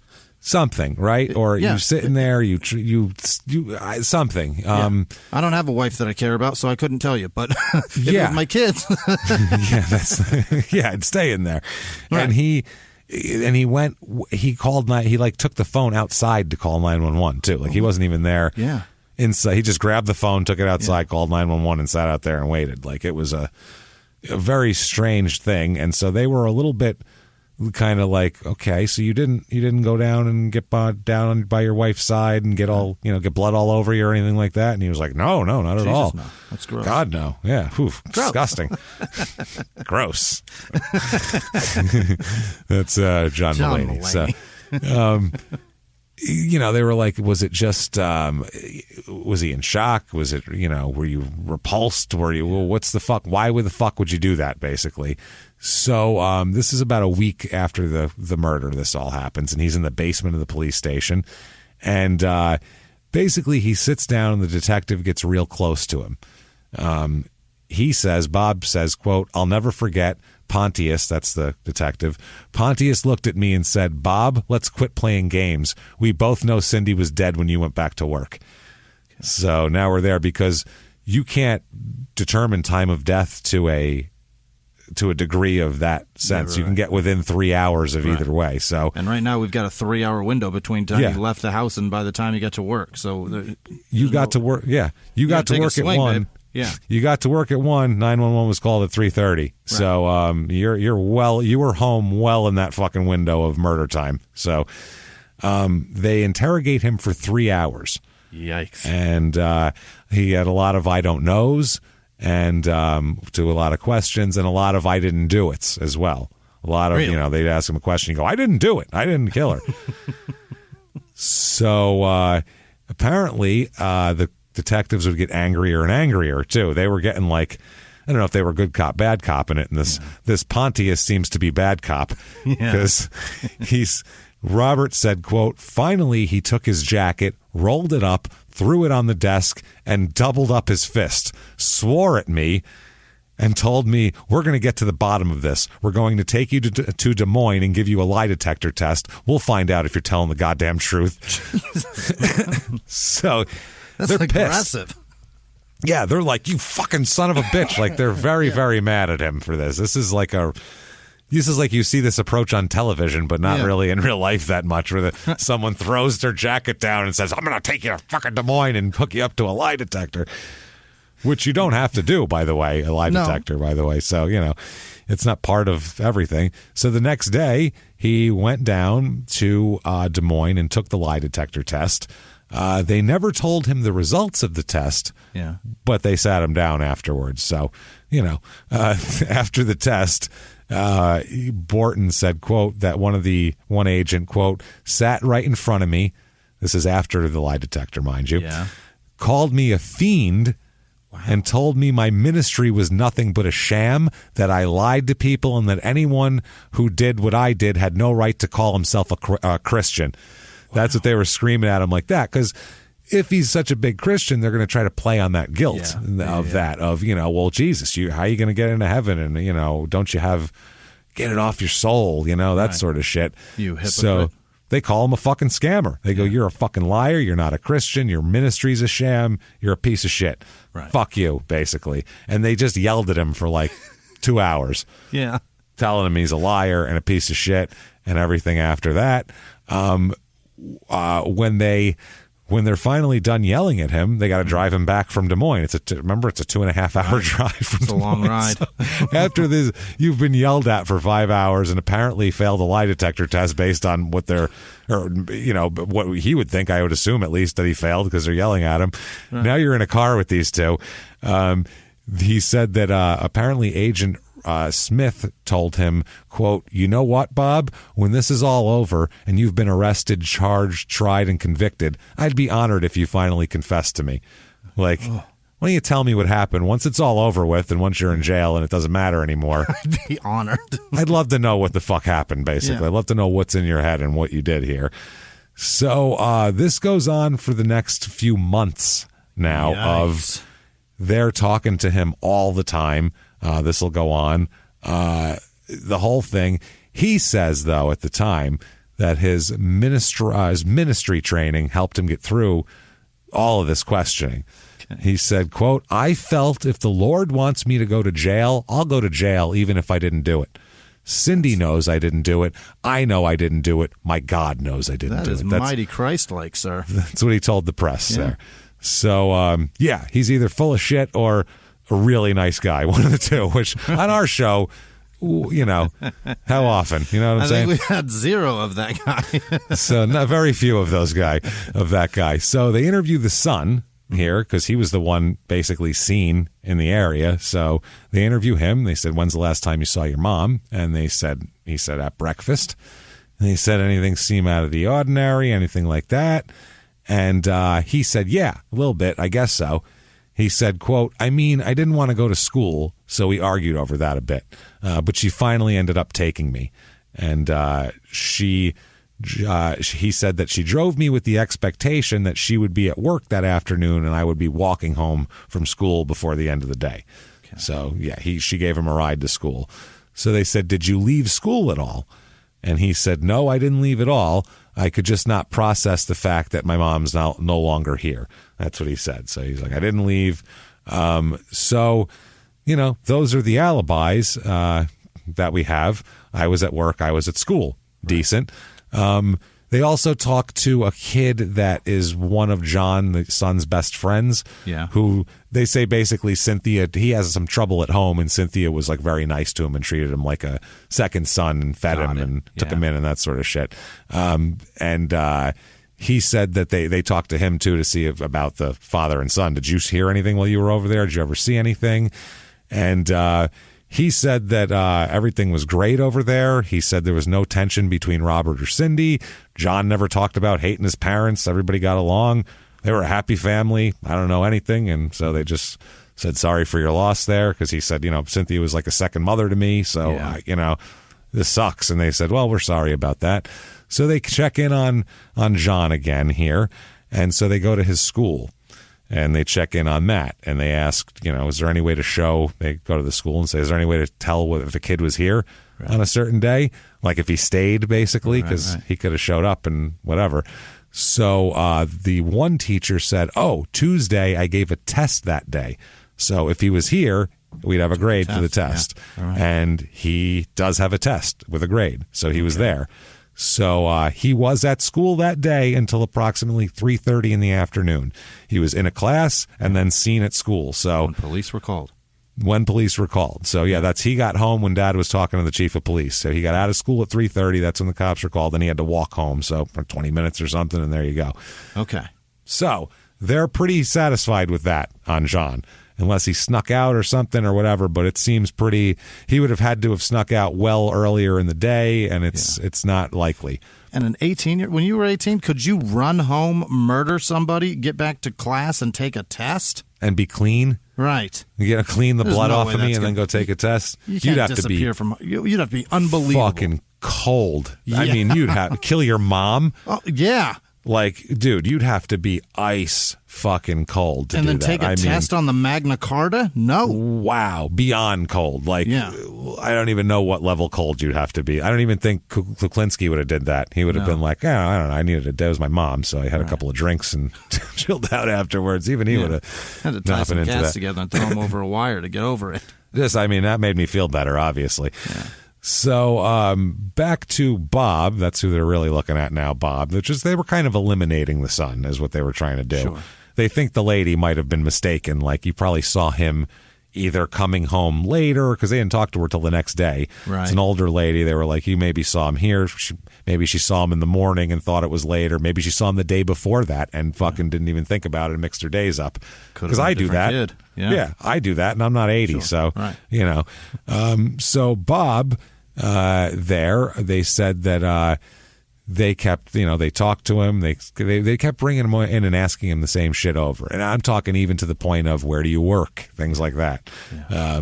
So he was saying he's doing all of his things, and they said, okay, I'm going to ask you some questions about September 6th. And did you have lunch with your wife? He says yes. They said, did you leave? He said he left at 12:45. Sticks to the same story. They said he even yawned several times during the interview. Just seemed real nonchalant about the whole bored. thing. Yeah, Jesus Christ, of course. Alice. Fucking times that I tell you, yeah, meat fork, guys, come on, get with the program. So he's all of that. They said, did you hurt your wife before you went back to work, Bob? Bobby. Did you hurt your wife, Bob? And he said, no. And they said, did you kill your wife, Bob? Just flat out asking. Bob, be a guy, Bob. Yeah. Come on. Let me know. Pull some old shit like that. It was old timey. Come on, be a guy. He said, no, I didn't kill her. So they said that this whole thing, because they're coming at him pretty hard and he's yawning, they said that this is weird. If you're a grieving husband and you want your wife's murderer to be caught and everything like that, and they're constantly questioning you, you'd think that you'd get pissed off. They're like, normal people would get very upset. They'd feel very disrespected, and they'd be fucking angry by this point. And they go, will you stop fucking asking me questions and go fucking find who killed my fucking wife, you assholes. Right. Just like you'd snap after a while. Like, why are you talking to me? I'm You see here. what he did to my wife? He's going to do it to somebody else. That's he's going to do it again. Fuck yeah. So they were like, it's really weird. He didn't show any responses, any significant reaction, just very nonchalant. It was just really weird. They said he was really, and the lie detector guy later on said the same thing. He was so nonchalant that they couldn't even get a consistent. Wow. They couldn't even get, like, it was inconclusive. Couldn't even get a baseline to figure out what's happening with this guy. He's just so like, I don't know, whatever. Which they gave him in a week after his wife died, so he's probably on a fucking couple of Valium or something too, which is going to help him. I would imagine. Yeah, just to be, even whether you did it or not. So they were really like, fuck, what do we do here? There's no evidence. They have no evidence other than they don't like Bob's attitude, which is really, we don't really care for Bob's attitude and the fact that he maybe had the dumbest theory of a crime in the history of dead people. Of somebody that has seen the body. Yeah. That's the thing. You saw that. If all the humans that have lived on this earth. You saw how it ended. And you saw, think that's Wow. how you got from A to B? You son of a bitch. Like, in all of the human beings who've ever existed on the planet Earth, How many people died by accidentally falling onto a meat fork that stuck right in their throat and then they fell backwards on their back? How many times did that happen? 0. I can't. I don't know. This would have to be the only one. The immaculate meat fork.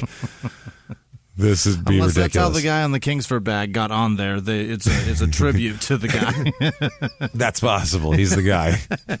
The one guy. Yeah. So Robert is very much under suspicion, not only from the police, but pretty much everyone in town is staring at him like I said, like he's fucking OJ in 1994. Right. So he moves to a different town with his son. He picks up and moves away. Also, by the Christmas holiday around there, he has plans to remarry in the spring. Wow. Yeah, he's met a woman and apparently has plans to remarry in the spring here. So this is a pretty quick turnaround for old Bobby there. It's good healing powers, Bob. That's not bad. I don't think OJ is dating right now, right? He's had girlfriends since then, but he didn't get married. Right. You know. So he moved to Gladbrook in November of 1988. And they continued to drive there, the police, and question him once or twice a week. Wow. I mean, they'd still show up at his door. Hey, Bob, how's it going? Haven't forgot about you, Bob. Yeah. So November 30th, 1988. Remember, Bob moved to Gladbrook, which isn't that far, but he moved in November of 88. This is November 30th of 1988. There's an attempt made by someone, a half-assed attempt. They don't think it was a real attempt, but kind of more of an attention attempt to set City Hall on fire. Oh. Okay. This is one of several incidents of arson lately. Specifically, there's a fire on Broad Street that was I believe, by one of the schools where something was set on fire in a school parking lot. Yeah. And then also a pickup truck was set ablaze as well over in January or in July. Okay. So the last few months, there's been a bunch of fires and then this murder. So one of the fires was at the schools, and like I said, and one was on a pickup. They said they were kind of like trash fires, a lot of the fires, and the ones by the buildings, they didn't think that someone was really trying to burn down a building. It didn't look like, but they were definitely trying to attract attention to something. That's what they said. They said that the weird part was that they were hopeful that, got some kind of clue out of this, maybe, possibly. So what they ended up finding was a note at the November 30th, 1988 fire at Shenandoah City Hall. Yeah. And the note says, whoever wrote this is a hack, first of all. Quote, "Compliments of Night Stalker." Oh, you bastard. There's already a Night Stalker that was very famous by then. You know what I'm saying? Very, very famous. Compliments of Night Stalker, Broad Street, Anderson Pickup, and Cynthia Borton is nothing compared to what's coming next. Night Stalker. And he signs it the Night Stalker. So he opens it on the Night Stalker and he signs it, by the way, Night Stalker out. In case you've forgotten. I like that he bookended it with Night Stalker on both sides, though. He's branding, you know what I mean? Yeah, I mean, That's Zodiac did it. Hi, this is the Night Talk. This is Zodiac speaking, and then at the end throws the Zodiac in there. That's it. Compliments of Night Stalker, Broad Street, Anderson Pickup, and Cynthia Borton is nothing compared to what's next. Night Stalker. Got it. So the amazing thing on this is there's a fingerprint. Whoops-a-daisy. On this, but it's of nobody who's been arrested ever. Oh. It's not on the file it's not on the arrestee fingerprint file. It's not Bobby's hands. Well, they didn't fingerprint Bobby. He wasn't arrested. He hasn't been arrested, and there's no prints there was no prints to compare it to in the place. So what the fuck would it matter what his fingerprints were? And his it's his house. So unless it's on the fork, and even then he could go, yeah, I washed it and put it away last night. And they go, oh, well, there you go. Use the fucking thing all the time. Yeah, I barbecued 3 days ago. Stove's on the fritz. All we do is barbecue. It's really difficult if it's somebody's house to say, why were your fingerprints all over it? Because I fucking live there, dummy. So they decided to go back Found to the your scene. jizz in your wife. I would hope so. Jesus, good God. they decide to go back to the scene of several previous arsons to see if maybe there was something they overlooked now that they know that this was someone trying to get attention, this so-called Night Stalker. They even stopped by the middle school where someone's truck was set on fire, and they asked a teacher, do you know anyone who would set your truck on fire? And the teacher said, no, I have no goddamn idea. He said, I don't have any enemies. They said, did you give a student a bad grade? Have you been threatened by a student, a parent, anything like that? And he said, no, just they're kids. No one's ever, it's just normal. I haven't had any problems or anything. So they were like, oh shit. They went to this Broad Street Bridge where there was another fire, and they initially there was some initials spray painted somewhere. They thought, I don't know if it was Bubba or not from the house earlier, but son of a bitch, Bubba. they didn't mean anything. They did some looking at it. It was like a year old or something. Said TJ loves Trisha. Yeah, I was like, that has nothing to do with it. So basically, they're stuck. They're really stuck. In December of 1988, after all this is going on, the fucking mayor is pissed. Oh, I'm sure. Mayor's rip-roaring pissed. He's Mayor Robert Creighton from before.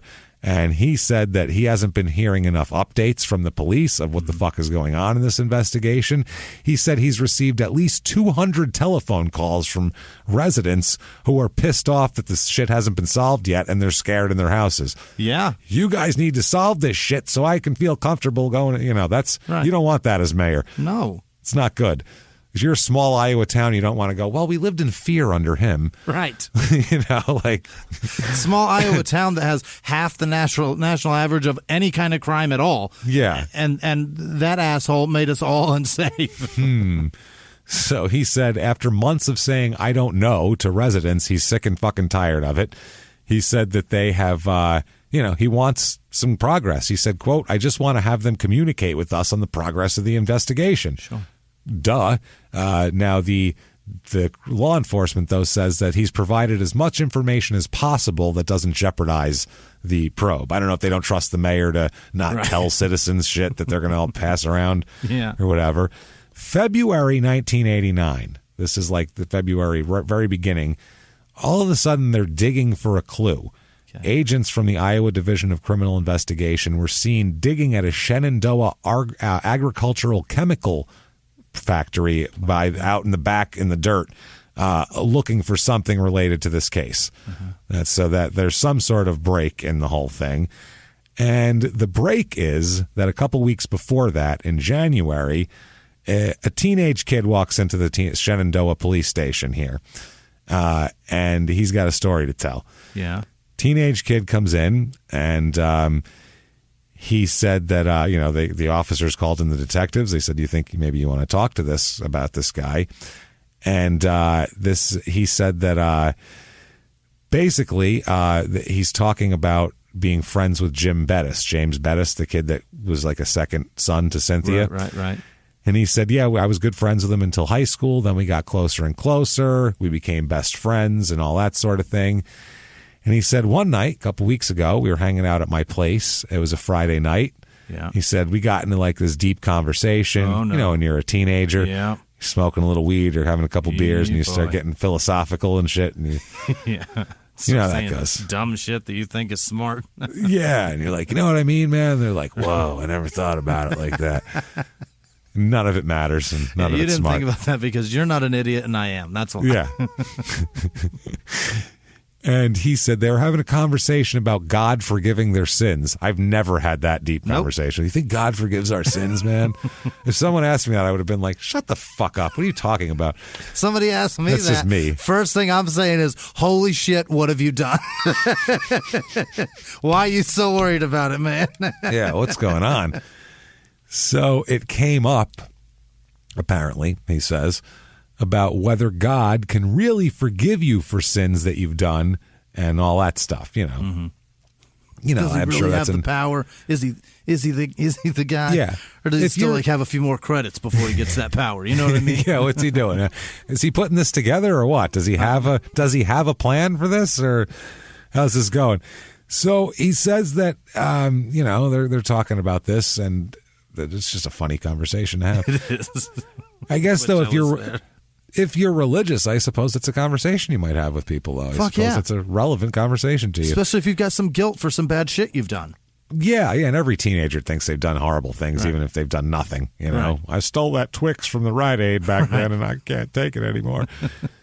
So, he mentioned that he didn't. He said, well, you know, I think God forgives, but I guess Jim Bettis said that he committed a crime that he doesn't know if he can be forgiven for. Oh.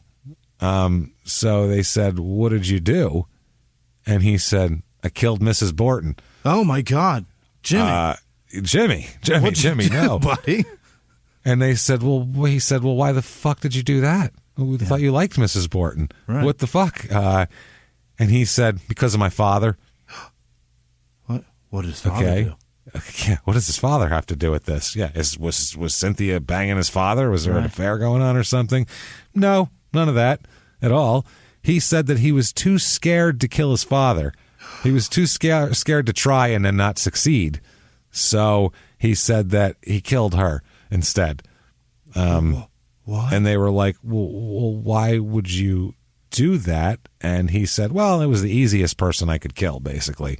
He goes, I had access to the house. They'd let me in, and the neighbors wouldn't think twice about seeing me there or anything. I wouldn't stand out. So everywhere else you think about how do I kill a person, you think, oh, well, what if people see me? Well, what about this? What about that? You know, factors that an intelligent person would think of, usually to discourage them from murder, even if they wanted to for some reason.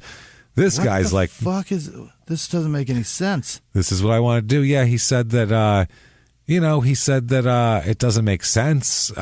He said, I knew he was weird. The friend's like, I knew he was a strange guy and everything, but Borton was helping him. Jim had dropped out of school. He dropped out of high school, and she was trying to get him back into high school, trying to smooth shit over with the school, was feeding him and shit like that. So they just didn't seem like that. And the cops didn't believe this kid. Really? They were like, I don't fucking buy it. How about that? This doesn't make any sense. This makes no sense whatsoever. This sounds like something a drunk kid would make up. You know what I'm saying? To make himself sound big to another friend. They're like, this doesn't sound viable because he has no reason to.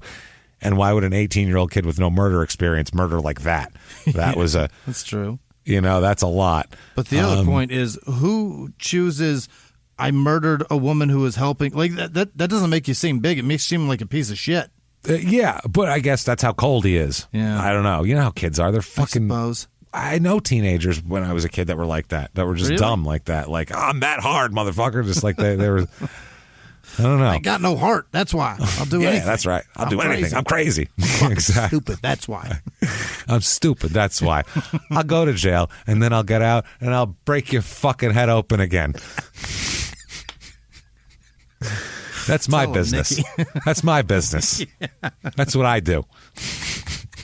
Because I'm fucking stupid. Because I'm fucking stupid. I love it. I love it. Anyway. Joe Pesci's amazing. So, yeah, this is interesting. This is John Jackson is his friend that told them that, and he then went on to say that that Bettis. This was January 26, 1989, is when the admission was made. He said that Bettis explained to him that he planned the killing for a week ahead of time, and it was just because Cynthia was the easiest person he knew to kill. He knew when she'd be home alone, and wouldn't have raised any red flags.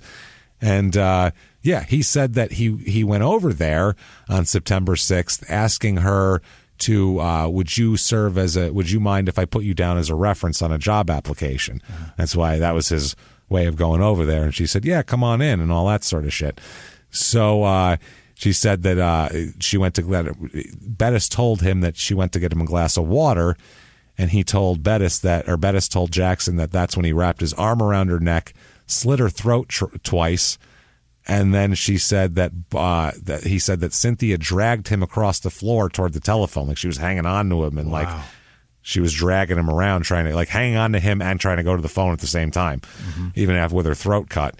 So then he said that he ripped the cord out of the wall, which doesn't make sense because he made a phone call. So I don't know if there was two phones there. There might be a kitchen and a living room phone. I don't know. That's right. You know how people would have the wall phone and then maybe a living room. Yeah. Everybody had one in the kitchen with a 65-foot cord. Exactly. For goddamn reason. He said that he flipped her over and finished stabbing her repeatedly, just hacked her up 29 times, as we know. He said then he washed his hands real good. And then before he left, though, the final little cherry on top is he grabbed the 2-pronged fork and stuck it in her neck and left it there and walked out. That was what he said. So that's what he told his friends. Mm-hmm. So clearly the police would love to talk to this young man. Again, let's get James back in here. They had no suspicion of him when they talked to him the first time. Not a bit. He was the third person they talked to. Yeah. I mean, he was one of the first people. And then we went back to Dad.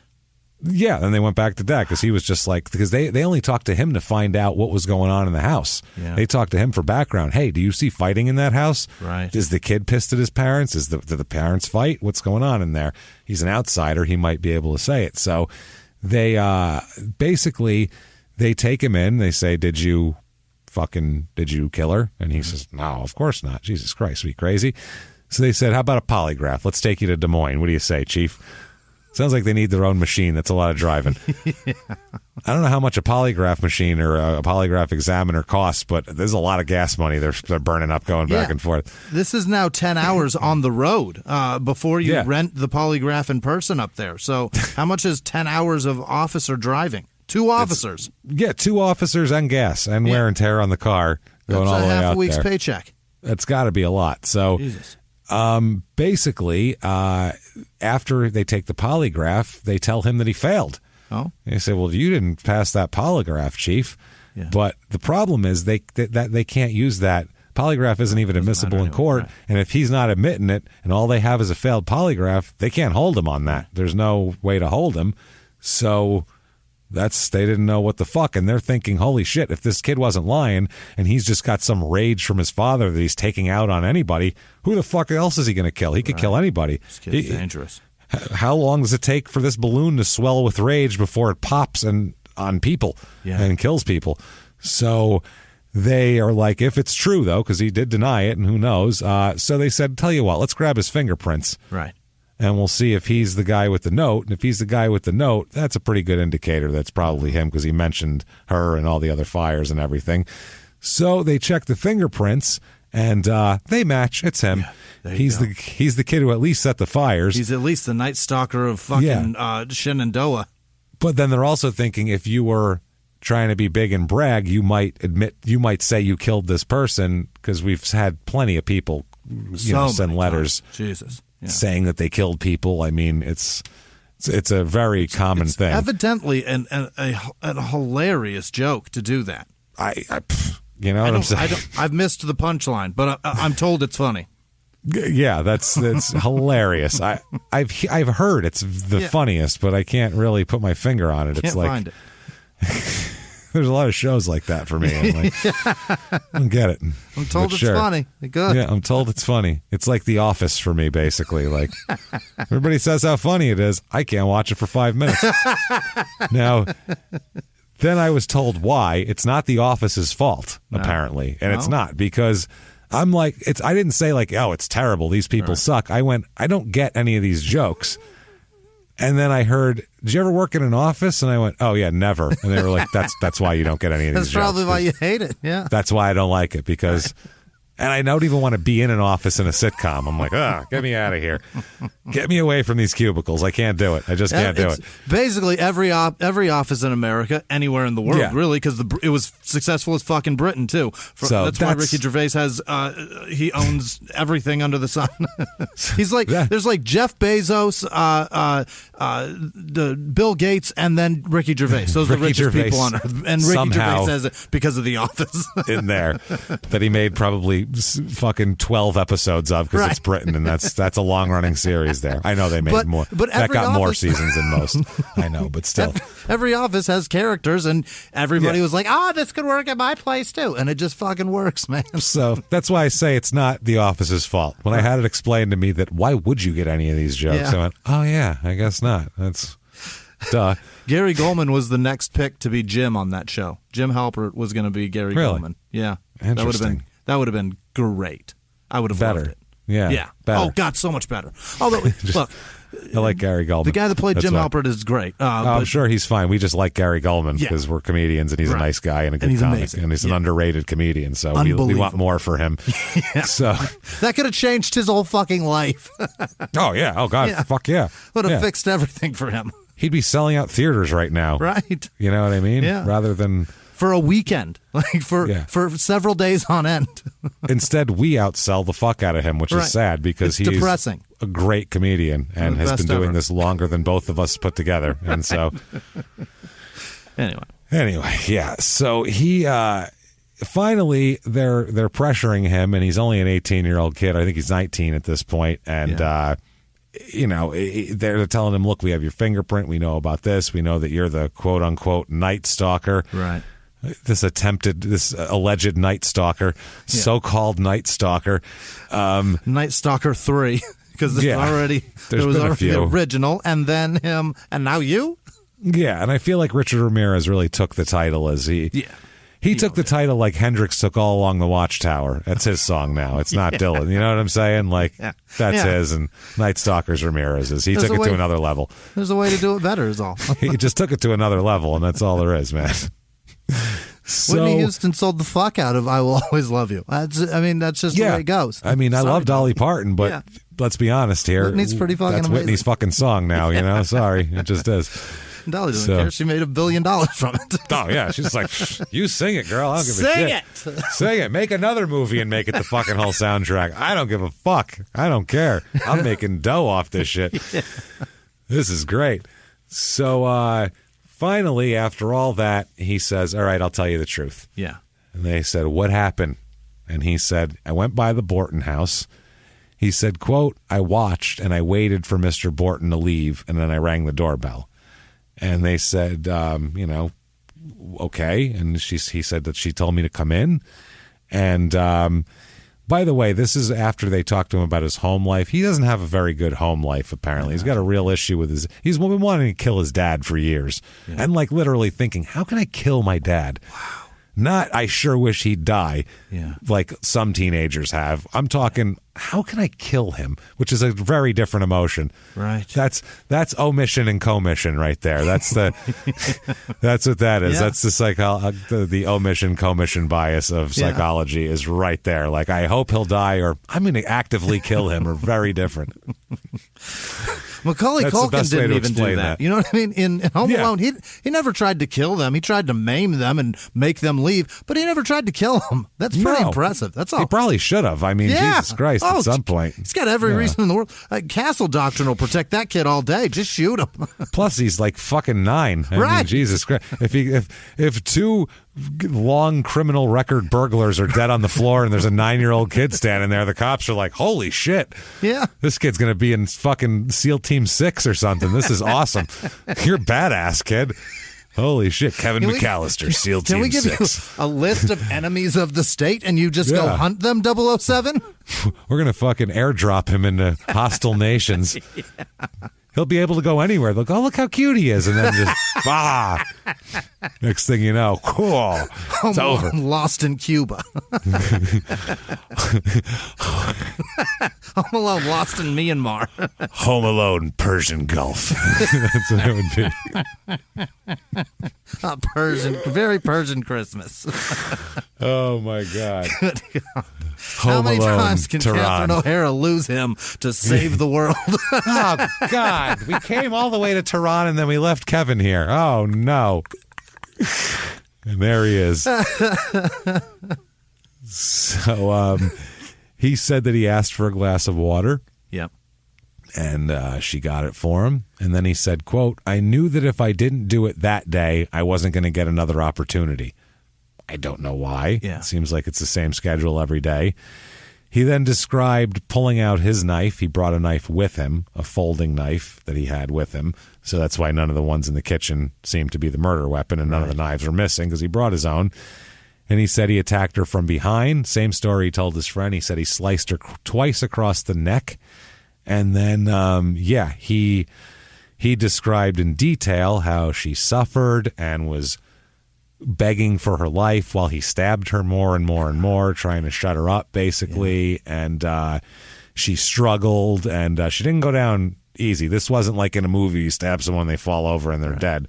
He was stabbing her and she's pleading for her life and holding on to him and saying, why are you doing this? And trying to get to the phone. And he's frantically stabbing at her, which is just the most horrible scene you can think of, just of some poor person suffering. And it's also with like a Benchmade, or like a fucking Kershaw or a buck knife. That's not meant for like it can kill people, obviously, but it's stab not. Someone 29 times and cut their throat twice, they'll die. But it's a folding knife that's 4 inches long. That's a bastard to murder somebody with. She just bled to death, man. God. He didn't hit something that knocked. She just bled out. Like, that's horrific.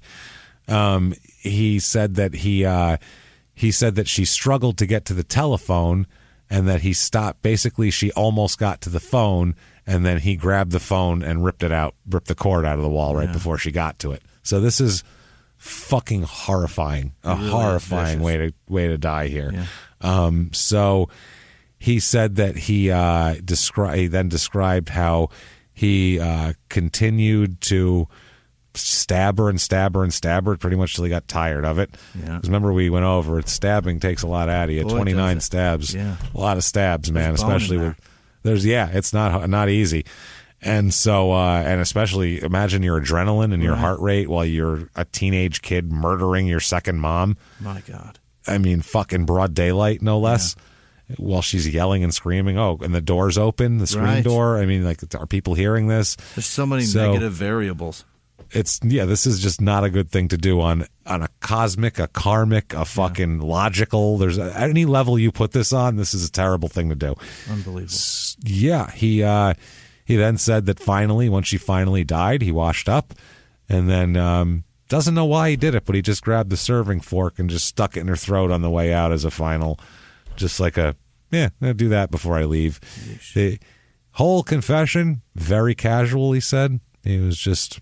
Real, that's what I did. And cut her up, and I had to rip that phone right out of the wall. I mean, that was a pain in the ass. Yeah. Like someone was describing a flat tire they had, and they changed it, and it was annoying, but it's fine. So he went into that.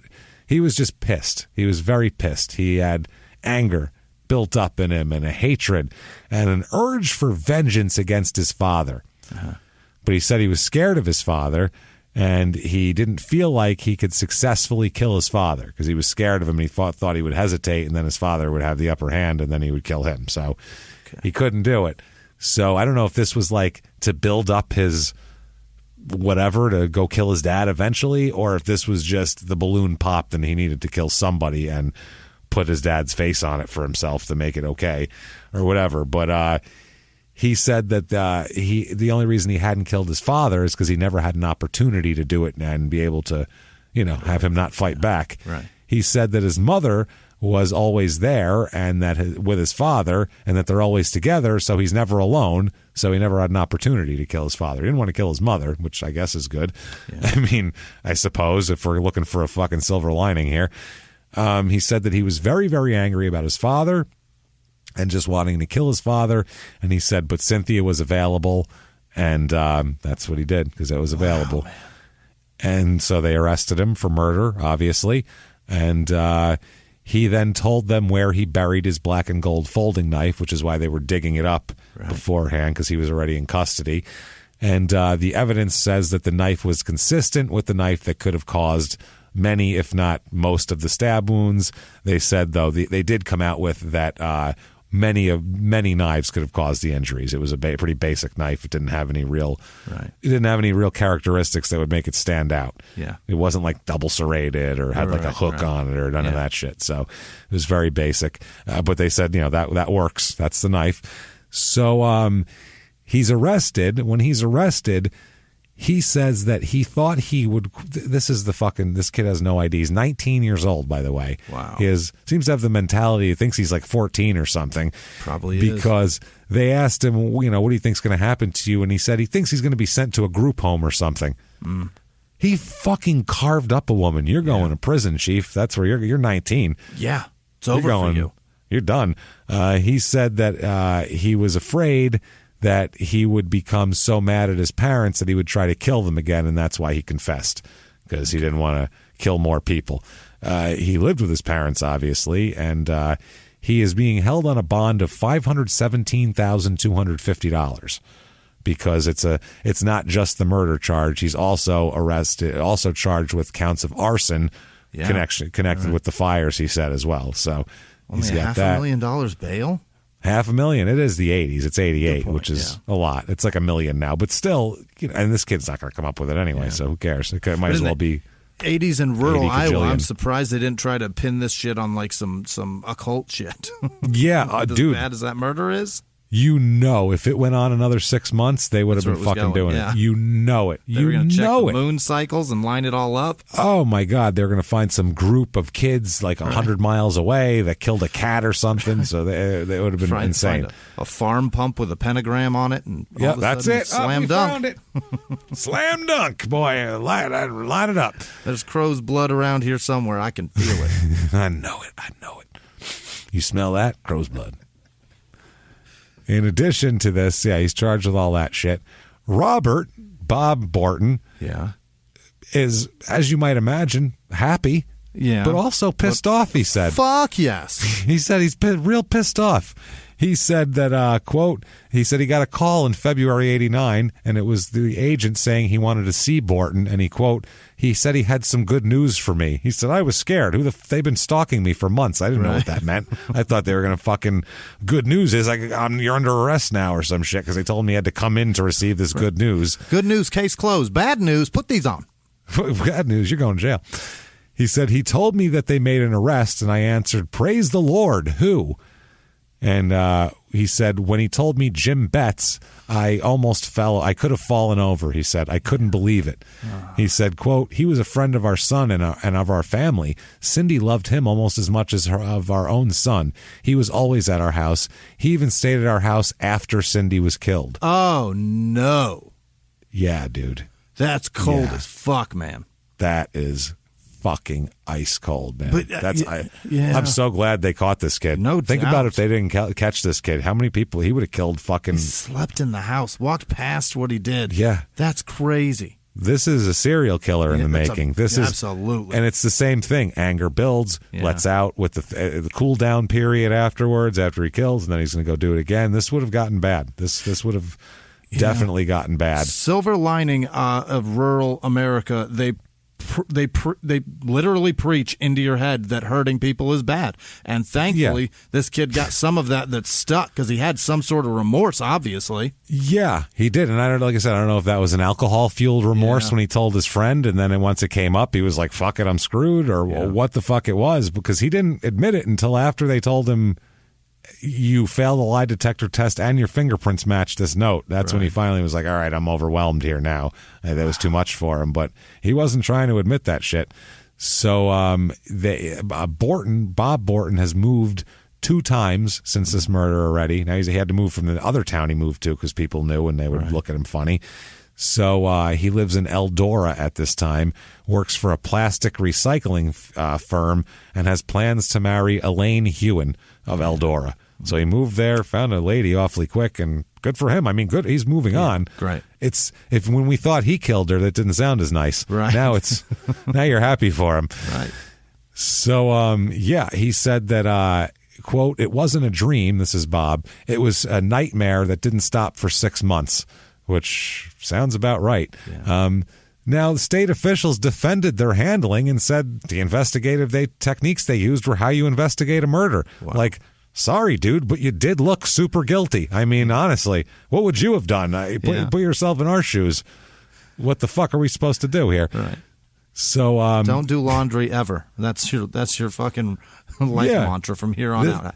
If you think of it, this poor bastard came home, saw his wife for lunch, grabbed his laundry, went back to work, put it in, did his work, and the next thing you know, they're like, you must have killed her, and you did the laundry. Oh, my God. And you're like, but I do laundry every week, and then I left, and what the fuck? That must have been, that's brutal, man. That is brutal.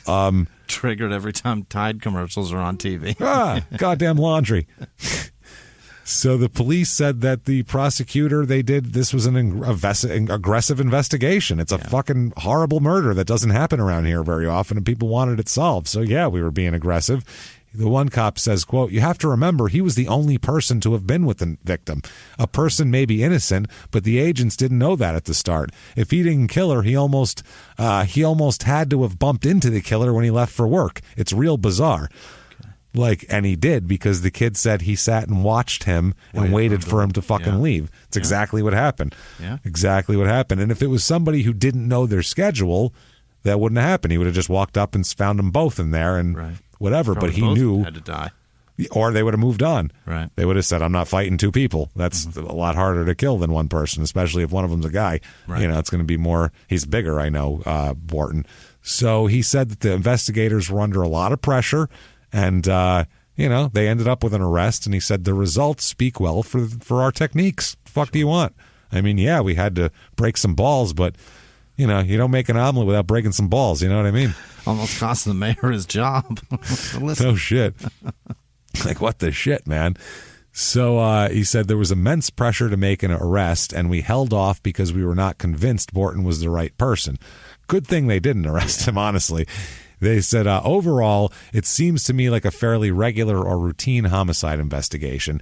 Due to the terrible nature of the crime, very intensive investigative methods were used. Yeah.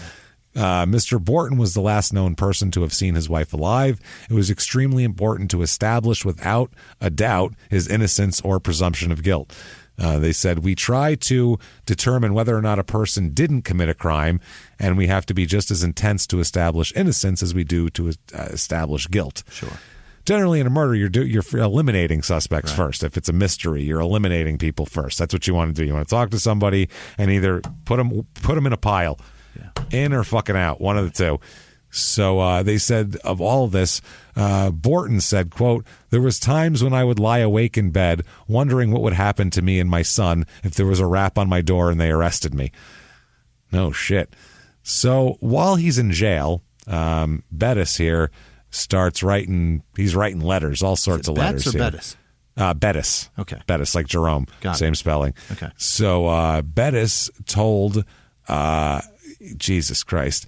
There's a fellow inmate here named Kim Rogers, who I believe is a guy. Because they're housed by each other. I don't know if it's that small of a town. There's a couple of jail cells. There's a chick over here, dude over there. Just, I don't know. The women's jail is on the left. The men's jail is on the right. That's for babies. Okay. That's juvie, and there's like 2-year-olds in there, with their binkies in their mouth. A TV and a stage 2 kit. Right? Oh, no, Kim's a female. Okay, so somehow he has access to a female inmate somehow, which, I mean, wow, that's a pretty decent jail experience if you're a dude, I guess. Yeah, it's very progressive. He told this, Kim Rogers is her name, he told her that he had dreams at night in which he would wake up smelling blood and hearing Cynthia Borton's pleas to stop. Wow.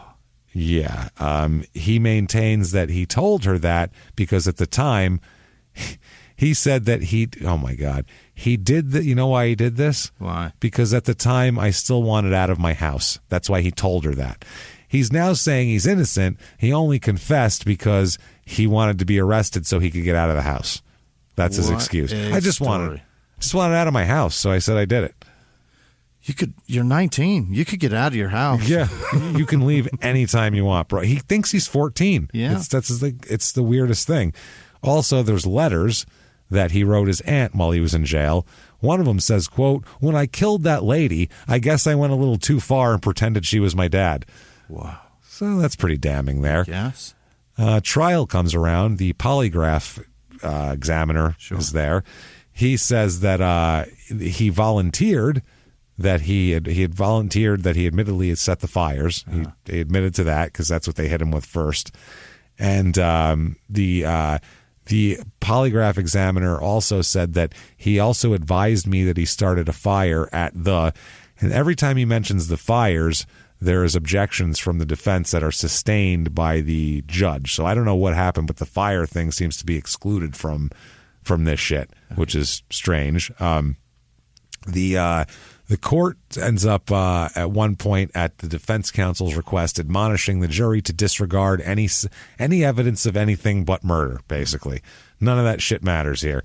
So they get Jackson, his friend, who he confessed to.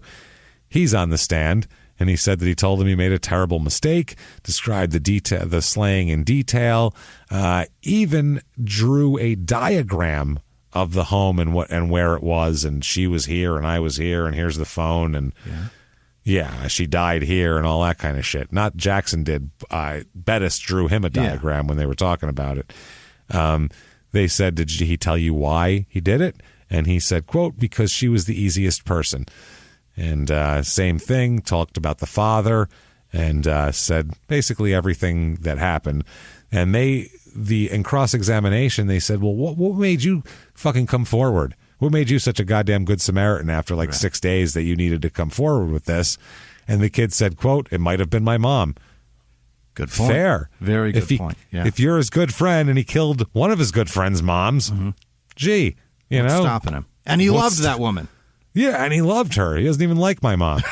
She doesn't make brownies. Pain in the ass. Yeah, he's like, your mom's a pain in the ass, man. I mean, he's planning her death. I'm positive of it.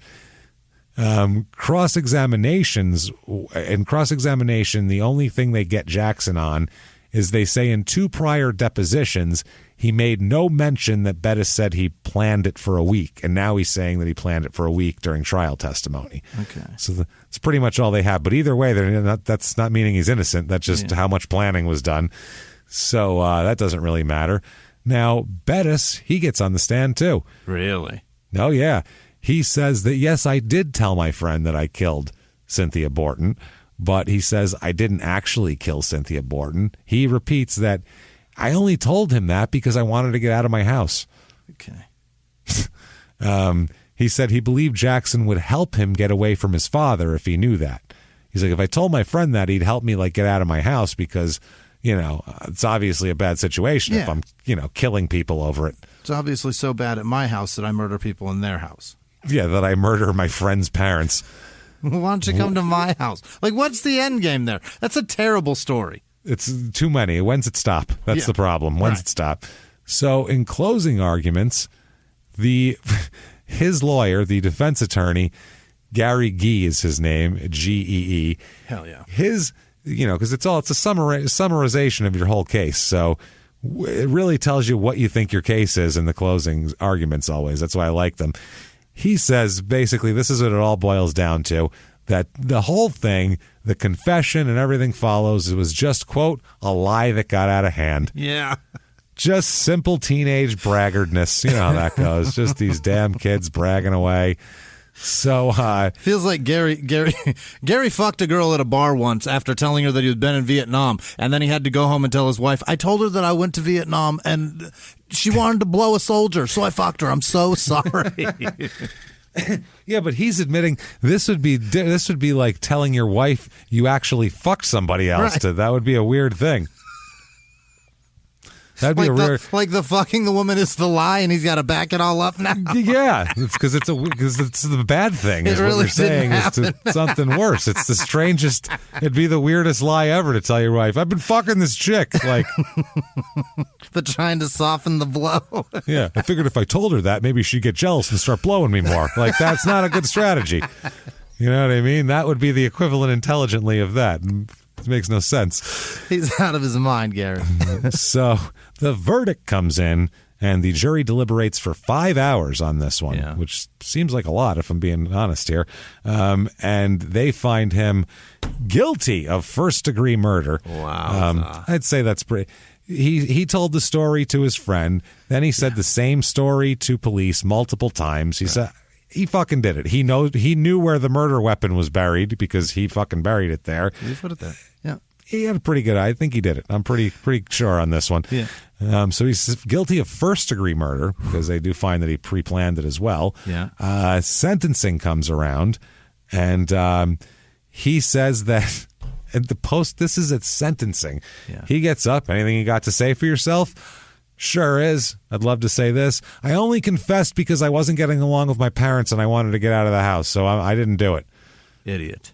They're like, that's not exactly what we're looking for. No. And he gets banged pretty hard. You, sir, may fuck off. Life without parole. Okay.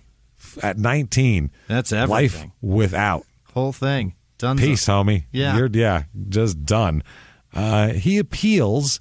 He appeals, Yeah. saying that he had ineffective assistance of both appellate counsel in his first appeal and trial counsel. Okay. Both my lawyers were shit. Yeah. So he appeals his denied relief request, and he says he got ineffective assistance of appellate counsel due to the counsel's failure to raise the issue of ineffective assistance of trial counsel. So, I mean, how ineffective can you be? Everybody's ineffective, and nobody wants to say they're ineffective. Ooh, that made my head hurt. That was some weird, confused meta ineffectiveness that just happened to me. Shit was crazy. So he claims that his trial counsel was not effective because trial counsel failed to file a motion to suppress his confession, and he believes that his confession was involuntary and would have been suppressed if the motion was made. No, it wouldn't have. No. You know how rarely confessions get suppressed? Right. It's like if you were in the room for like 18 hours, they get suppressed. If they beat you with a phone book, they get suppressed. If they didn't read you your rights, they get suppressed. Yes. That's about it. It's otherwise, if you were in there and all was on the up and up, you're fucked. That's it. Now, a lot of times there are forced confessions. That happens a lot. Sure. But he's not saying that. He's saying that, they would have definitely found it that way when he's made no claims other than it's involuntary. He didn't say this is how they forced me, right, or they did this to me, so I said this. Like, none of that happened. They said, though, he was an 18-year-old dropout living with his parents. He's interrogated by agents of the Division of Criminal Investigation. His life experiences were limited. He claims he was prone to grandiose feelings and exaggeration. Now, the Division of Criminal Investigation agents confronted him at the police station, questioned him for an hour, then took him to Des Moines, where he was given a polygraph and told that his test shows deception. He was then questioned further, and then that's when he admitted everything. And he says that while he was told he could leave, he had no practical means of returning home. Yeah, so we're in Des Moines. Yeah, so he was like, whatever. And he said his counsel should have made a motion to suppress that. Normally they do that anyway, just to throw it at the wall. Give it a chance, Yeah, give it a shot. You never know. He says, though, he didn't preserve the error for the issue on appeal. That's what happened here. And also, the failure to object to the confession resulted in a need for the counsel to question the polygraph examiner as well. And he said that his trial attorney was not effective in doing so because it allowed in evidence of prior bad acts, like the fires he set, to come before the jury, even though they were struck from the record, which means they don't exist.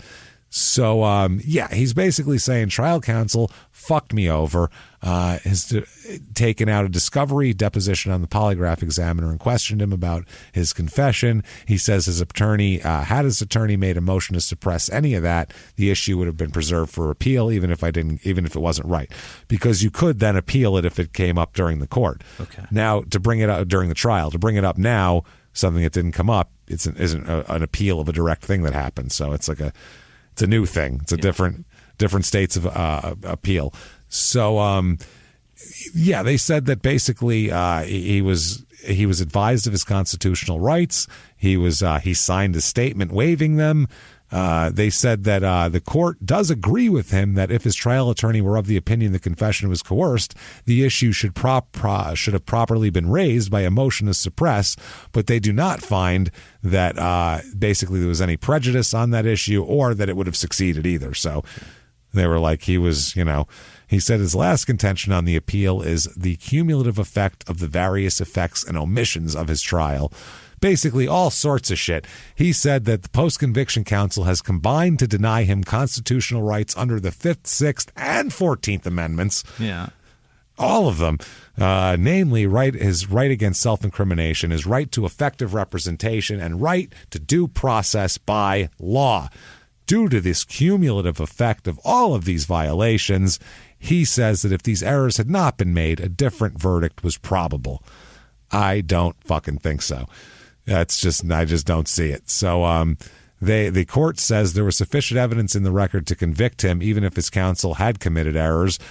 He said Jackson testified Bettis told him in detail. Also, Bettis's letters, which he wrote in prison, admitted he had, quote, killed the lady. That's a good point. So there's a lot going on here. And that was to his aunt. Was he trying to show off to Aunt Judy? What are we talking about here? Trying to get a better Christmas gift? You're in prison. Yeah, come on. Hey, Aunt Margie's going to really be impressed. Or she'll be scared to death I'm going to get out of here because I'm fucking stupid. Because I'm stupid. I'll get out and break her fucking face. Break your fucking head all over again.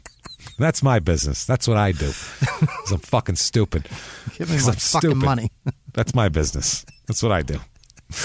So, the 2014, he's still in prison, and he is on a list that the governor has before him to decide on of possible sentence commutations, life without paroles that you can, possibly commute of younger offenders, basically, that were younger when it happened. And Governor Terry Branstad denies his application for commutation. Good for you, Terry Bear. It's life without, Chief. You're fucked, and he's fucked. 2016 Investigative Discovery did a show called Murder Comes to Town. Yeah. It was basically, kind of like this show, but on Investigation Discovery. It sounds like it lives there. It's been there. Jesus. And the feature was featured at February 22nd, 2016. I didn't see it. I never heard of this case before now, but the inmate information here, his name is James Walter Bettis. He's in there, offender number 0806368, if you want to say hi. Yeah. He's 45. He's in the Clarinda Correctional Facility, and he will be there fucking forever. He's done. He will die in the Clarinda Correctional Facility. He's going to die in the old Clarinda Correctional Facility. And that, everybody, is Shenandoah, Iowa. Iowa goes hard, man. Fucking, that is crazy shit. That's awful. How much did you think the husband did it? I couldn't wait for the information where it finally breaks wide open that guy's an asshole. Right, that he left something somewhere and some hunter just dug it up in the woods and we found the evidence and now he's fucked. Omaha's gonna call. We got this bloody sack of clothes for you guys. Yeah, and four affairs would be uncovered and all that shit. Nope, never happened. Just some poor guy whose wife got killed when he went back to his fucking menial job. That's all. Poor bastard. Fuck. So, and poor Cynthia, Jesus Christ. I mean, the worst. Nice lady, did nothing wrong, tries to help some kid, and he brutally, like I said, it's so much more brutal to be killing somebody and as they're not dying and begging you, and they know your name. You know this person. It's not a stranger. She's saying, why are you doing this, Bettis? James. Right. Yeah. What's your face? Yeah. Hey, Jimbo, why are you murdering me? Please stop murdering me.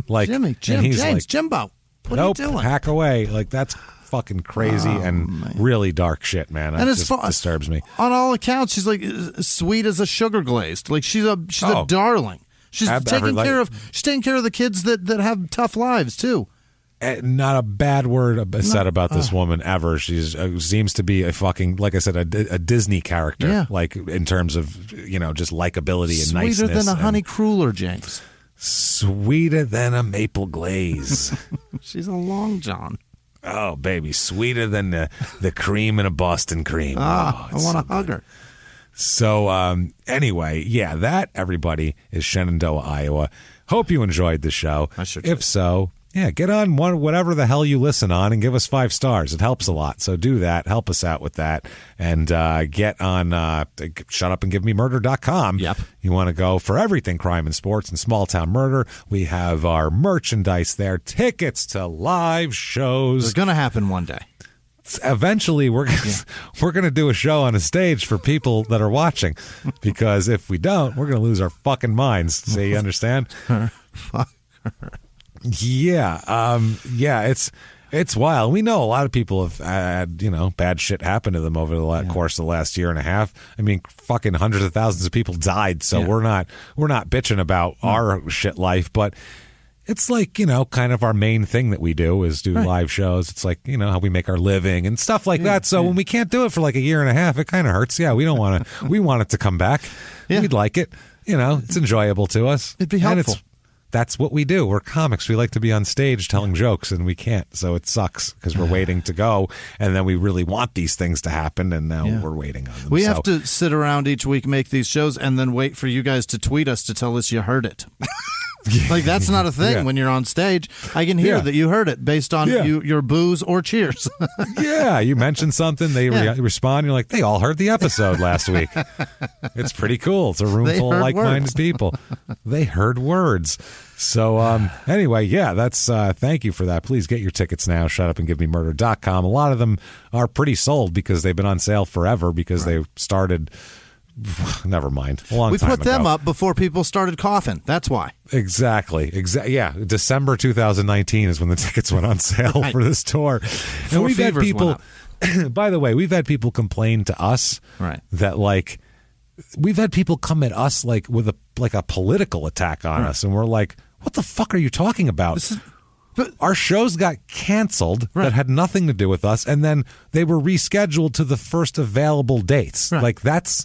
When they rescheduled shit, it was every live act on Earth rescheduling at the same time. Guess what? We're not in the... We sell pretty well. Yeah, we do We great. go to 1,000th seater and we sell it out. That's great. We're not in the echelon of the people whose asses they're kissing first when they schedule. Right. We're like way down the list where they're like, oh yeah, we got some left for you guys. But it's not the first fucking pick. No. We couldn't say we're taking this weekend and that weekend. We do what we can. We want to be on the road. Trust me, I know you want to see us. We want to make a fucking living. Are you kidding me? We love to be on the road.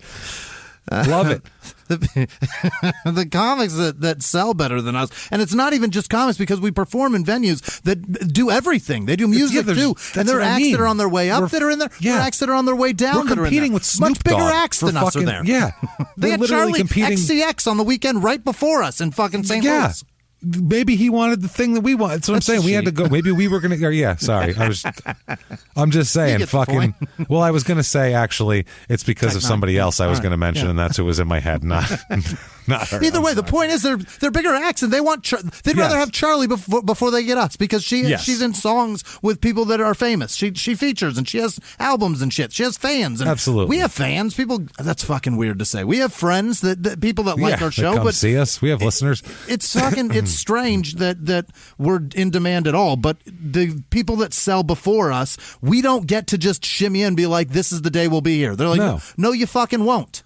No, that's the thing. So we're doing our best. We want to be out there as much as you want us to be out there. So yeah, sorry, I don't know what to say. We're trying our best. We really do. We want to be out there, and we want to be part of the solution more than the problem. And we just want to do shows and get an audience there. And it's fucking brutal. That's it. We want everybody to have fun. That's all. We just want to have fun and have a room full of people to have fun, and we can't wait for that to happen. Yeah. So speaking of fun, something very fun. Patreon.com/crime and sports. We have a couple of going to be the most fun episodes this week. I know I say it all the time, but I'm never lying. They're always fun on Patreon. Yeah. If you're missing out, if you're not on Patreon, you are missing out. I know it's $5 a month or whatever, but you are going to get like 4 shows for that $5, 4 bonus shows, and they're going to be fucking hilarious this week. And you get access to both shows bonus, the whole back catalog, everything. This week we have for Crime and Sports, it's the steroid investigation, the congressional steroid investigation, when all of the baseball players went there and said, "I've never done steroids." And some of the things they said were hilarious, and then we'll find out exactly what, monkey hormones they were injecting into themselves to hit 60 home runs in a year. Very similar to Jeremy Mayfield saying, "I never did meth," and then pissing dirty twice for meth. Yeah, and then going, "They're both lies. It's all lies." They're lying on my boys. And then Small Town Murders bonus episode, James, is fantastic. This is my favorite here. This is one it's a theory I have, and it's a weird one, but it is amazing. When I told Jimmie about this, he went, "This is the greatest thing ever." And we were like, we have to come up with a bonus episode for this. It's Ted Bundy, as you know, did shitloads of interviews with a couple of specific people at the end of his prison sentence and all that kind of shit, and really got into a lot of stuff. And so I've been going over this with a fine-tooth comb for some reason to find shit for you guys so you can hear it. And I have a theory about socks. He had an obsession, and I'm sure you've heard this because it was one of those things, all it's ever brought up is when he was arrested, he had a fuckload of socks on him for some reason. And like in court, they were like, "Isn't it weird he has socks?" Okay, and they move on. But to him, the socks were like this whole big mystical thing that he talked about. They were everything. I'm telling you, it's the weird thing of Ted Bundy he might be your congressman right now if he just had more socks. It's the weirdest thing. And there's some other stuff we're going to talk about of Ted Bundy, of course, but it is such a crazy fucking theory and a wild story from his interviews. And I don't think anyone else has talked about it in the 40 years since this has been going on. So please do that. It's Ted Bundy and his wild world of socks is what I call it. I can't wait. And, Patreon.com/crime and sports. And you're going to get a shout out in just a minute here at the end of the show because, God damn it, we appreciate you. And thank you for everything. Jimmy will mispronounce your name. Yeah. Patreon.com/crime and sports. And if you just want to be a producer, hear your name said and mispronounced and have great karma and our undying affection, you can do that as well over at PayPal using our email address, crimeandsports@gmail.com. And if you want to get a hold of the show, very easy to do as well. We are at Murder Small on Twitter, at Smalltown Pod on Facebook, at Smalltown Murder on Instagram. And that said, I think it's time. That was a crazy fucking story, and I really think I need to hear the names of the most fabulous fucking people on the face of the earth that would never break into our houses, ask for a glass of water, stab us 30 times, and leave while plunging a meat fork into our necks. Jimmy, hit me with them right now. This week's executive producers are Jordan Bennett, Gabrielle East Lopez, John Harper, and the IT team. Cameron Kushwara, you're the producer of the week, Cameron. Thank you so much. Thank you. Unbelievably kind of you. Thank you. Amazing. Carol Braun sticking around. And this one, thank you, Carol. Zoncheadle, I think. No. Zoncheadle? All right. It's with an X? I don't know. And Carla Dayhoff. Dayoff? She got a day off?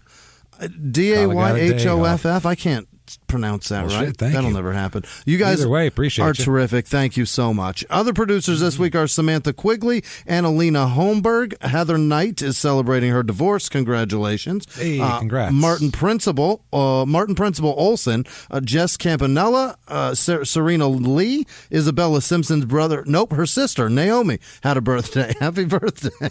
Happy birthday.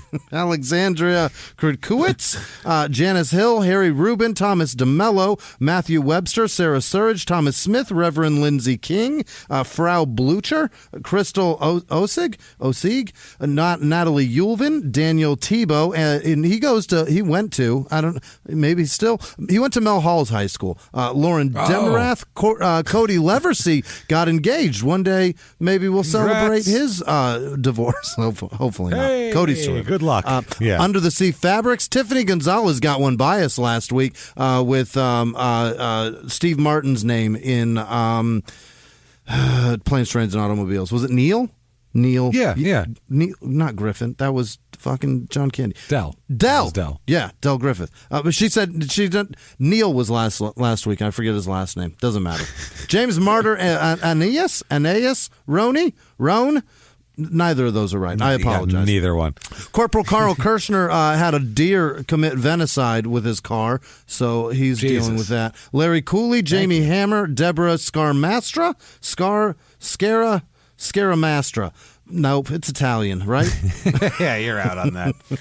Alan Westfall, Mary Case, Karen Foster, Kessia Isaacson, Tony Espinoza, Dave Parker, probably not that one. Emma Pfeiffer, I think that's Michelle's sister. S. Pence, Jessica Hansen, Kathy with no last name, Terry Burrows, Michelle Utzinger. Jesus. Ryan Rice, Sarah Mallet, Nicolaj Olson, Nicholas? I don't know. Melissa Turgeon, Joseph Mayfield, Margot Christensen, Casey Donaldson, Helen Black, Kinson Anna, Miranda Vauder, Cheryl Kate, ALB, Matt Amorose, Andrew Davey, Angie Bray, Kaya Meineke, M. Norton Matthews, Ayumi loves K-pop. I imagine that Korean pop music. Brooke Fowler, that felt like I was an old man. That goddamn Korean pop music. That's the Korean music they're putting out nowadays there. Shelly Mercado, Maya Cox, Tukaniner, Sally with no last name, Amelia Rose, Gilly, Brooks Miller, Joshua with no last name, Justin, John Jacob, Jingleheimer, Schmidt Bauer, Mary with no last name, April Benduri, Bend her over. Brandon Beasley, Vincente Perez, Sharna Matthews, Tyler Munson, Chuck Smith, Still Usher, Johnny Betancourt, Caitlin Kreider, Cale Crowan, David Hannon, Carol with no last name, Karen Rigora, Rob Diaz, Drew Biddle, Aaron Smith, Sarah Dermer, Tori Alicia, Bree Scala, Jenny Tetford, Tara Hammond, the dork of the plains, Laura Sanchez, Jessica Lopez, Michael Best, Kimberly with no last name, Peggy Fernbach, Jill Rydell, Lori Jean Cook, Anthony Philpo maybe, Ash with no last name, also Kara with no last name, Daniel Bickerton, Jason Gladney, Kiara Tyus, Finn Atkins, Jessica Sturdy, Nicole Atherton, Tyler Mouse, oh boy, Donald with no last name, Evan Hoffman, Kellen Highfield, Matt Kleeman, Cade B, Emmanuel Ofori, Nathan Franks, Ian and Stacy Ferenci, Donna Sepulveda, Austin Lynch, Jennifer Cool, Kiara Gruff. There has been 3 or 4 of those. Stephen Looper, Tamara King, Jessica Christofferson, Mandy Bruff, Brian Rice, Sarah Pacindo, Sari Theobaldi, Mason Judge, Grant Anderson, Crinson Mertz, Shane Hirschman, Laura Sauter, Lauren, Linehan, that's Nick D'Amico, Walter Fritz, Brandon Geyer, Lindsay D, Katie Kriener, Richard Doyle, Bailey Myers, Haley Craighead, Brandy Minard, Gerard with no last name, Gabrielle Montoya, Joey Hepler, Hadrian Ringstad, Kent, Deanna Menarak. Boy, oh boy. You're on a roll. This isn't very good at all. Hannah Weiss, Livia Bernard, Lisa Schwartz, Bennett Bode, Overlord Whiskey, Casey Utter, Adam Mitchell, Rebecca Flowers, Aaron Kilgore, Nathaniel Minocci, Christy Talton, Whitney Tollett, April Wheeler, Anna Tessling. Boy, Stephanie Zobak, Jim Briggs, Emily Smith, Kathy Bader, Lauren Haish, Mona Davis, Andrew Grieve. This episode also brought to you by the letter D. Darren Morin, Chance Huberty, Allison Parr, Jessica with no last name, Michelle Campbell, Kyle Wilson, Christina Kolsch, Louise Butler, Rachel Kuntz, Michael Brown, Neil Coker, Chris Calloway, Christine Golke? Yeah. Yep. One of those. Scott Engel, like Corrine Darcy, Sammy McCoy, Chanel Lounsbury, Eric Picouch, Michelle Pick up the cooch. Michelle Ramirez, John Kelly, Noah Pope, Robert Rosenau, and all of our patrons. You guys are unbelievable. Thank you so much. Thank you, everybody. Bananas, man. Thank you guys so much. Thank you. We can't thank you enough for all that you do for us. And so, we try our best, but I know it's probably not good enough. But we're trying. We're trying to thank you. We'll make an effort. No matter what we say, it's not going to truly express how we feel. So Thank you so much for everything you do. And what if people wanted to get a hold of you, Jimmie? How could they possibly find you? You can find me on the internet, mostly on Instagram and Twitter at Whisman Sucks, WHISMAN Sucks, because Facebook has been full for like 3 years. It's what Facebook still lets people friend you when you've got the maximum. Yeah. It's stupid. It's funny though. I keep having to restock my roster because I unfriend about 100 people a week because of their dumb shit, fucking awful posts on Facebook. Yeah, one conspiracy theory and you're gone. That's how it works with me. You're fucking out. Had enough out of you. Goodbye. See ya. Bye. Done. Where can they find you, James? For that shit. You can find me at Jimmie P is funny, or just copy and paste my name from the show description, or just Google the show and find links to us that way, and you can do that. It's easy. And don't friend me on Facebook if you post conspiracy theories up, because you'll get unfriended mighty quickly. I'll tell you that right now. Boy, do I hate those. Fine if you want to. Knock yourself out. Not in my house. That's what I'm going to say. So, not on my page. Not in my feed, motherfuckers. So that said, holy shit, I think it's time to bid adieu and say until next week, everybody. It's been our pleasure. Bye.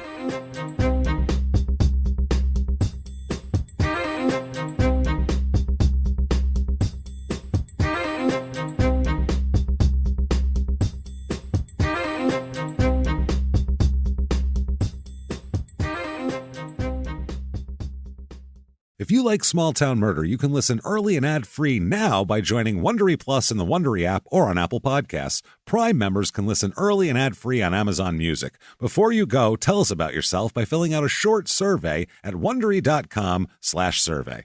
Big news. Wayfair's President's Day clearance is on. Right now through February 18th, get up to 70% off everything home with free and easy delivery straight to your door.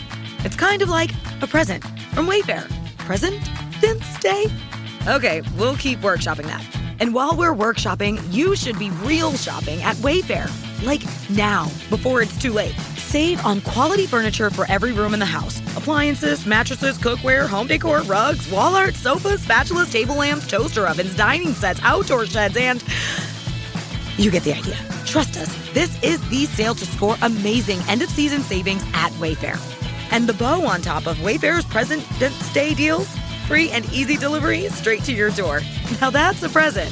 So don't wait. Shop Wayfair's President's Day clearance right now through February 18th at Wayfair.com and save up to 70% off Wayfair's best deals since Black Friday. Wayfair, every style, every home.